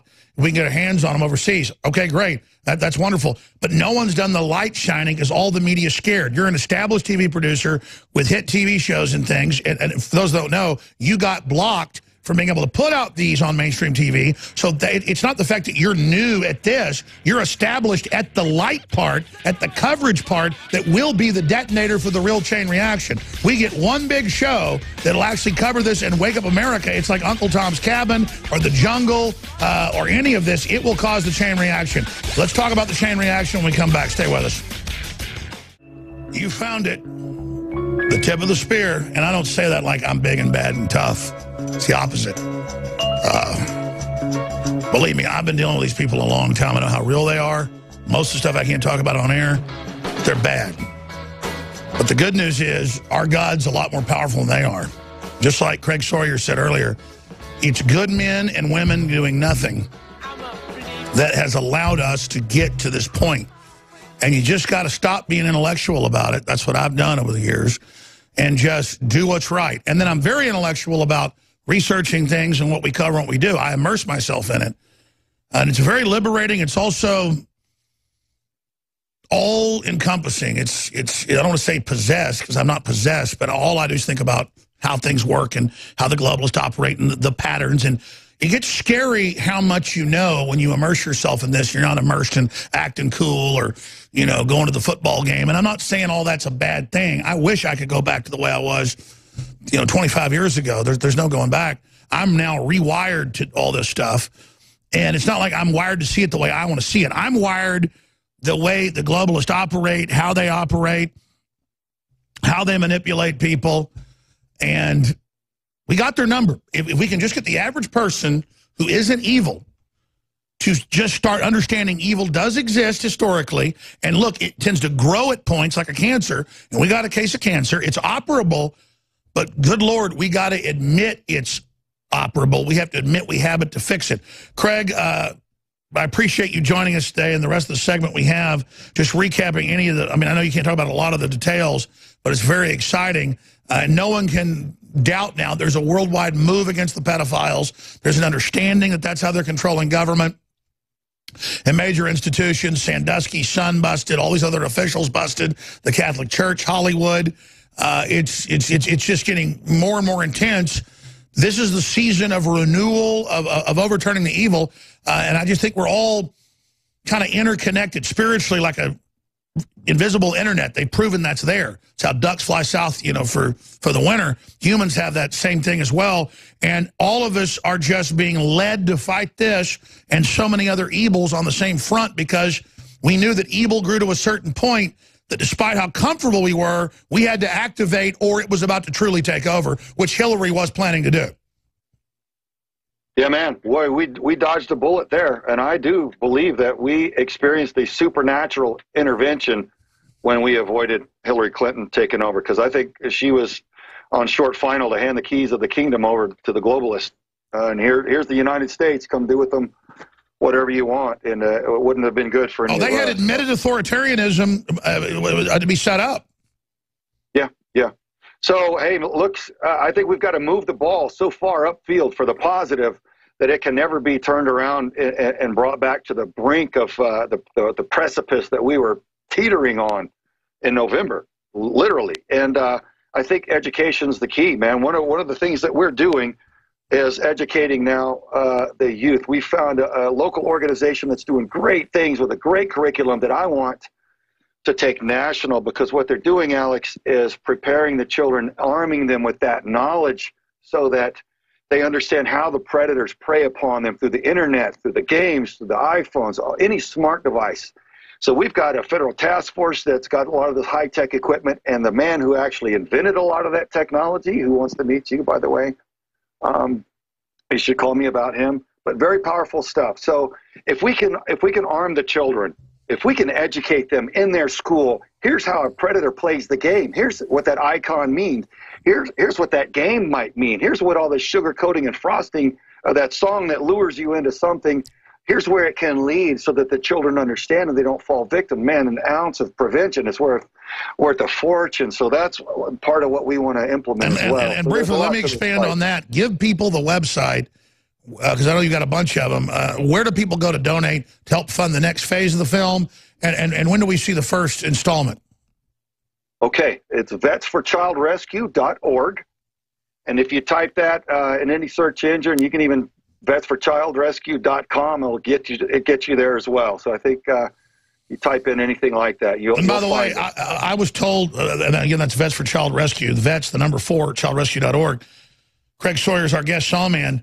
Let me expand on that. I was told when 50 Shades of Grey came out that it was being pushed by Hollywood insiders, by Hollywood folks, to get women into bondage who were never into it, so that statistically they could pick and choose the targets they wanted when they finally tie a woman up or a man up and then ship them off. And then now we know, it's come out in the news, that women think they're part of this and they're being killed, they're being tortured. Again, anything Hollywood's pitching is, like you said, a lure into a culture that's just a higher level to take you down into the basement, basically. So it's not just stuff to target children. They have things to target men. They have things to target gay men. They have all these formulas to basically set up their next group of slaves. Yes, sir. It's a war against our culture, Alex, and a systematic breakdown of the moral integrity that made the United States so strong and impenetrable by our enemies. So they've set about deliberately targeting that and breaking it down. The family structure is at the very center of that. That's one of the key elements that is under deliberate attack. So look, if a lot of these children were trained well by their parents and loved and not set loose, they'd be a lot harder to target. So what does the federal government do when it's under the influence of hostiles that want to see family institution broken down? Well, they come up with stupid programs that are counterproductive. They pay women to have children as long as there's no man in the picture. You know, that's harmful, man. That's They're creating a nation of victims who are all alone. They're creating it, and we don't. Half of our country doesn't recognize that giving a little trickle handout to those in the ghetto is not a favor. It's an attack. It's a deliberate manipulation to keep them there. If you love someone, you want to give them a hand. By the way, LBJ said that because the blacks, I'm not for them being oppressed, but it made them have some businesses that were even more successful than white areas. And they said, we got to break this up. We can't have them having their own areas and their own businesses. They're using their own money to empower themselves. Let's break up their family. I'll have those N-words voting Democrat for 100 years is the quote. Yeah, well, my black friends get it, and they're successful and hardworking, and they don't really carry that burden. But I'd like to see others follow and understand as well. Knowledge is power, man. I think we just need to educate people. And like you were saying earlier, when we drain the swamp, one of the key things that I believe we really need is to have a deliberate public education campaign on exactly what all Barack Hussein Obama, Hillary Clinton, George Soros, and others have been up to. We need to know. The unwitting half of the American public that still doesn't have any idea. We've got to have absolute education about it. We've got to absolutely celebrate that we barely survived it, and then recognize that this was like the Nazis or any other sophisticated evil. I mean, this is something we got to recognize because this is sophisticated. Yes, sir. Yes, sir. And the president with his platform, I don't think that it necessarily needs to be him to do it, but he needs to have an educator, a spokesperson that's part of our national television not curriculum, but programming, so that American people are shown what's going on. So these traitors and subversives need to be put on trial for their crimes, and when the facts actually are gone through and come out, the American public need to be walked through that. Well, exactly. Everything the Patriots said 50 years ago would happen if leftist people took over has now happened. So we know that. Craig Sawyer, thank you so much. VetsForChildRescue.org. Can't wait to see more as it develops. But like you said, I met you a year ago, but just since April, launching this, you've done so much. So great job. We salute you and thank the audience. I want to thank the audience for their support as well. Without them, there's nothing. We salute you, audience. You're as big a part of this as Craig or anybody else. Thank you. It blows me away that our worst concerns and fears and our analysis, our first approximation was right, it appears. AP, the FBI, Amtrak. Early signs indicate an Amtrak train taking its first trip on a new, faster route in Washington state may have hit something before derailing and killing passengers, officials told AP. Now, that shows really smart planning, because if you hit the concrete barrier going 30, 40 miles an hour like a freight train, you're not going to derail, or you're not going to derail spectacularly. You got to be going fast, 80 miles an hour or so to jump. Somebody knew exactly what they were doing, and they did it right there at the edge of a highway to block the highway from maximum sabotage. Now, they may clean this up and try to spin it like Vegas and say it's not a terror attack. But the whole thing looks like, and you got Antifa crawling out of Washington State like cockroaches. Here's another one. A U.S. official, track obstruction seen as possible cause of train crash near Seattle. So that's the Seattle folks who don't like me too much, don't like you too much. There is a real evil spirit to these folks. So Amtrak derails onto highway in Washington State, kills at least 3 people, injures over 80. And you've got Antifa saying they'd already sabotaged trains in the area. We're going to hit more trains. We're doing training on how to attack trains.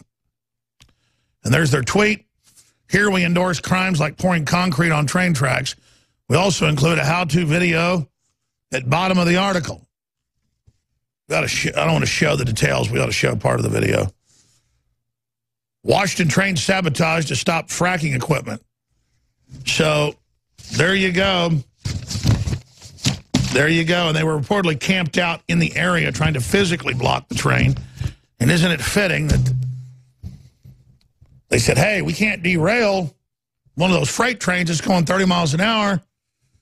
We got that new passenger train full of men, women, and children wanting to go through, for Christmas time and do the Christmas cruise down Highway 1. Let's derail that. Solidarity with hashtag no DAPL, how to block trains. Yeah, that's been the big thing. They've had a lot of derailments and always get swept under. Matt Dubiel of our wonderful affiliate 1530 WCKG in Chicago. You're nice to let me take over most of this hour, but what do you make of this so far? It's disgusting. I mean, what kind of a planet do we live on where we've got the most surveillance we've ever had, where people are, and they're not even hiding it, they're tweeting about it in plain sight. And then they're allowed to carry these things out, and nobody. I mean, obviously, we're speculating. You're speculating. There's no proof yet. But if it walks like a duck, smells like a duck, and acts like a duck, chances are it's a duck. And we know that there's chatter that's listened to by the NSA and the CIA. Why aren't they keeping track of these terrorist organizations? Exactly. They're online. They're saying they're going to do it. They're training it. They're showing how they did it. And exactly. It's borderline. I mean, if this were organized crime, if this were the mafia talking about gambling and prostitution rings, they would have rounded up all the places that said, oh, well, they said they were going to do this, and all these things came to pass. Here, these organizations are actually saying what they're going to do. In public. I mean, the mafia sneaks around running whores, okay, or whatever. They're like publicly saying they're going to do it. The hubris of these groups, their leadership and their financiers is... it's got to be reined in, because we know where this money comes from. We know who's spearheading this stuff, and yet they're allowed to do it freely. It's like watching a movie with a supervillain, like the one with Samuel Jackson, where he's crashing trains, him and Bruce Willis, Unbreakable. The guy is crashing trains, and nobody knows who it is, except in this real-life movie, we know who's financing it. We know where the money's coming from. We know exactly who's on board with it, and it's allowed to happen. Well, they were so emboldened by Obama, because you have the former Attorney General, Eric Holder, saying, go block roads, take over, Trump's evil. You've got them all saying day of rage, overthrow the government, new announcements of instant action, and all the rest of this. I mean, they're building up towards something big, and I think they're probing with this to see if they can have the media cover it up and, whatever. I mean, this all points towards an Antifa-type event. Alex, so this is the same world where we have a bunch of the liberal media that says that our president, when he wasn't the president, said something, which is questionable, about grabbing somebody by the you-know-what, and then they say that means he's a sexist or he's an abuser. Now we have Antifa, and you showed it, and your staff showed it. They've actually tweeted, here's how you create damage that could kill people and create havoc. Well, I said, here's where we did it. Here's where we blocked trains at the port. But they were going slow from the port, so they didn't derail. They went out, and apparently the evidence points towards it, at a high-speed rail on the maiden voyage. They wanted something spectacular. They were sick of just blocking the trains for a few hours while engineers show up. They have those trucks that drive on the rails that come off a spur and fix it with jackhammers. They didn't want that. I know this is my family's worked in the railroads. No, they didn't want that. They wanted spectacular on the maiden voyage. They got it, didn't they? Is that Twitter account still active and live today? The Absolutely. Antifa Twitter account? Yeah, they just pulled it off itsgoingdown.org, but it's still on their Twitter. But they actually have a live and active Twitter feed. Hey, Jack, somebody tweet to @Jack. Jack, how can they have a Twitter feed that's active? They'll ban Roger Stone or ban me for a week. But, let's put them back up there. It's official Antifa. These are the communist saviors. They're allowed to do what they want. Alex, I'm not a big Twitter guy, but I've been on there since, the beginning. I got, a few followers or whatever. I tweeted something about Roger Stone being cyber-stalked by Roseanne's ex-husband, and my tweet was censored. My tweet was censored by Twitter, and I didn't say anything bad. This group is actually talking and writing and informing people on how to wreak havoc in the United States of America. Let's be clear. It's not like, here's how to rob a bank, and they tell you. They rob a bank and then they block the railroad tracks and make a train wreck. Yeah, right. Even worse. Even worse. And they're allowed to communicate this on the internet. Oh, and they only spin it, too. When Antifa had guns out last weekend threatening Owen and not letting him get to an event and hitting him with clubs, they went, oh, you're anti-Second Amendment? It's not Second Amendment to go use guns to block a legal person. Just like it's not free speech to say, here's how we sabotage the train. Now we want you to go kill a bunch of people. Saying, let's go kill people is not free speech. And here's what it means. It means we're going to come after them. Because let me tell you something, I'm done. Yeah, well, I would be great if the FBI would focus on this. Where's the FBI? They're too busy arresting Amish that sell cheese to their neighbors. I laugh, but I mean, it's true. They really are. I mean, this is what passes for justice in America. This is why it's so important. I was watching you and Craig talk, and he said 50% don't know what's going on. It's more than that. There's many of people that even think the way that we think that don't really understand the damage that has been done for not just the last 8 years, but the last 25 years. Exactly. People ask, how can America be the biggest consumer of pedophilia, the biggest consumer of porn, the biggest consumer of drugs, all of it? It's because for anything that's really good metaphysically, hermetically, anything that's really good, history showed, evil comes to that. So evil is drawn to good to take it over. So we were so good, that's why it's like the Ragnarok. It's the yin-yang. It's all happening here. It's the other fallacy is that the bad guy doesn't always wear the black hat. The bad guy isn't always who you think the bad guy is. In fact, the bad guy pretends to be the good guy a lot of times. He always and that's does. what people have. Exactly. They don't just stand there and say, we're going to do bad stuff. They hide, they masquerade as good people, and that's what you're seeing, especially with this trafficking stuff. It's really terrible. It's disgusting. All right, brother, stay there. We've got more to cover on the other side with Matt Dubiel, 1530 a.m. in Chicago. If you got family in Chicago or in Chicago, tell them tune in. And please, we have free shipping store-wide. This is the last day to order at InfoWarsStore.com to guarantee that you get shipments before Christmas. And we need the funding, plus they're great products. So thank you all for your support. Get some fluoride-free toothpaste or other products today. Humanity faces great obstacles. Those obstacles are what will make us great. The transmission continues on with Owen Shore in the War Room here in about 10 minutes. And then we're going to be taking a lot of phone calls throughout the next however many hours. It kicked off at 8 a.m. with David Knight. So we're like 4 hours in and then another 3 hours. So we're like 7 hours in. So we got 20-plus hours left in global live transmission. Listen, I don't want to get up here and brag, I gave $100,000 to Craig Sawyer to make his film about the pedophile rings. I just in my gut knew it was the right thing to do. I'm not made out of money. But that's what this whole platform is about, is getting people on air who are doing important things and causing chain reactions. And we don't always cause a chain reaction. We rarely do. But when we do, it changes the world. We do all sorts of little things together that change our own personal lives and create an opposition to the globalists. But InfoWars is hated by the New World Order because they can see dozens of chain reactions that have devastated their operations originating from here. And that means you and Matt Dubiel and the great crew here and all the other guests and just what we do. The enemy knows that its problems are coming from here.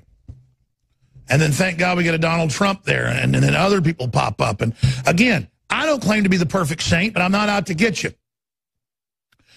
And Donald Trump is going to make mistakes, and he can't even get they're in Politico admitting that the bureaucrats are all ignoring what he says. He tells McMaster, don't back ISIS and don't back these groups, and it's still going on in Syria. And that's a whole other subject I didn't get into, but later I'm going to do a report at 8 o'clock tonight with that when I come in and host a few hours. So what matters is intent and our heart. King David did a lot of bad things as he made mistakes, but he loved God. He didn't mean to be bad, so God said, you're a man from my own heart. And so all I'm saying is just keep moving forward, because, yes, we've had big victories, but now the counter-assault's going to happen, and it's going to be through that process that we find out who we really are.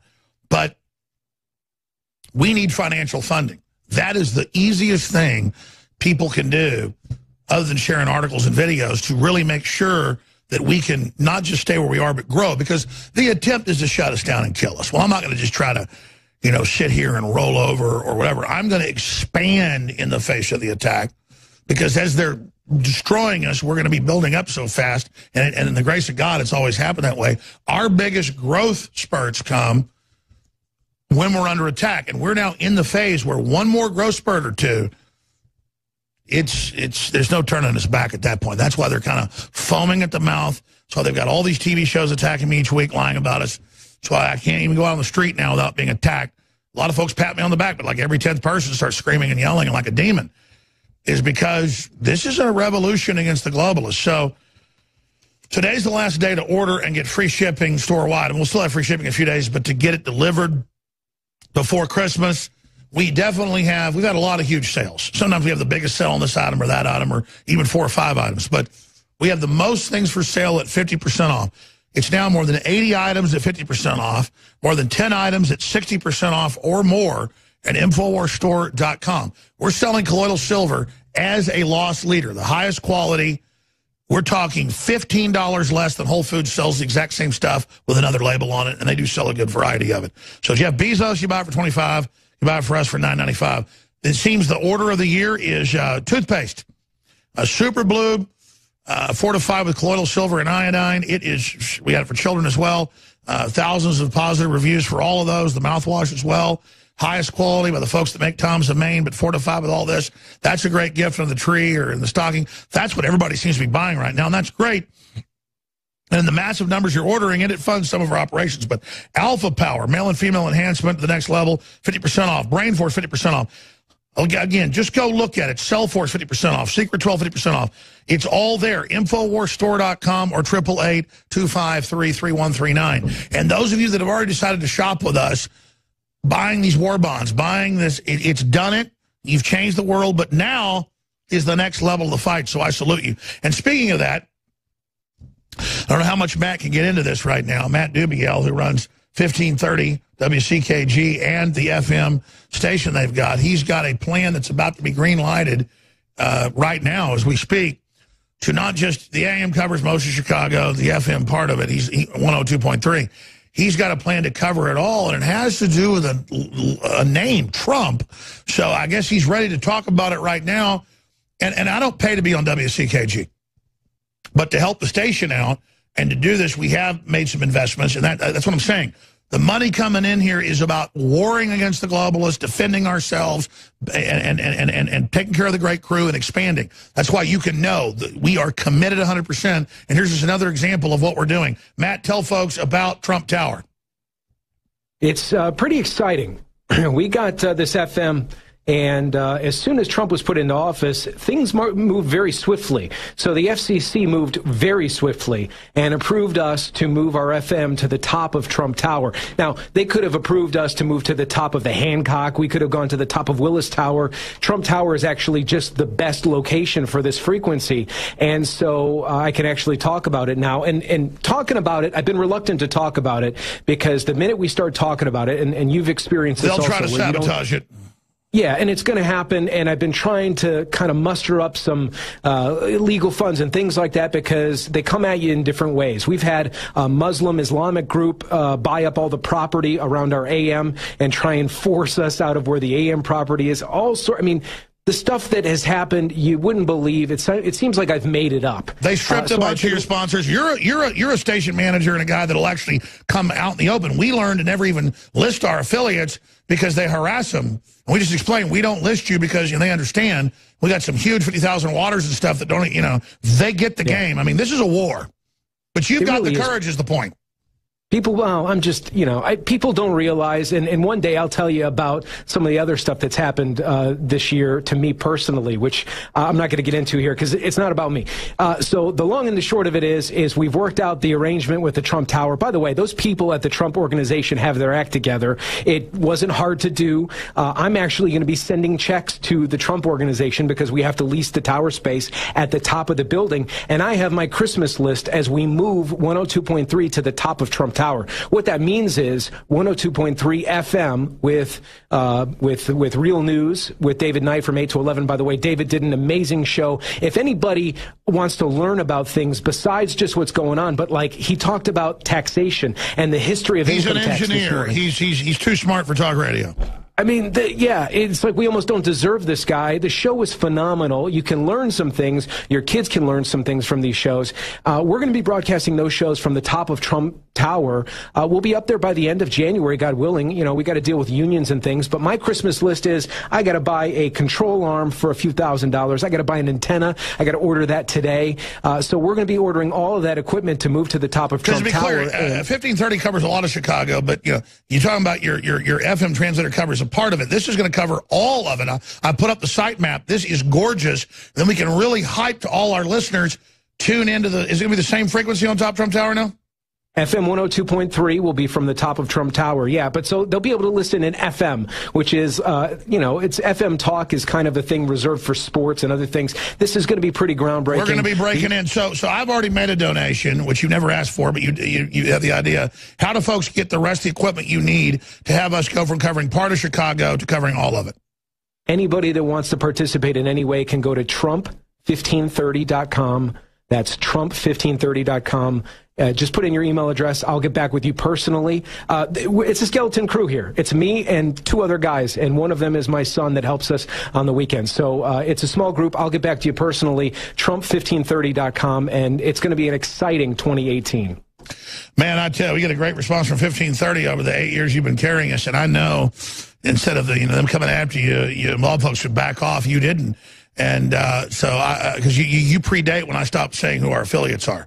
Because they get ratings, they get support, but as long as we say it nationally, man, the Eye of Sauron goes, whoo, and boy, they come after your butt because, they know what they're doing. This is a mafia of slugs, of globalist scum, but Matt Dubiel hasn't given in to them, so we salute you. Folks should support you, and absolutely. So God bless you, Matt. Thank you so much, and I can't wait till you launch your own show, because you're a great talk show host with a few other folks in a round table, because we're wanting to go 20 hours live a day as well. We don't compete with Coast to Coast. They're great folks. So we're going to try to go to midnight every night and come on at like 5 a.m. So that's 19 hours a day.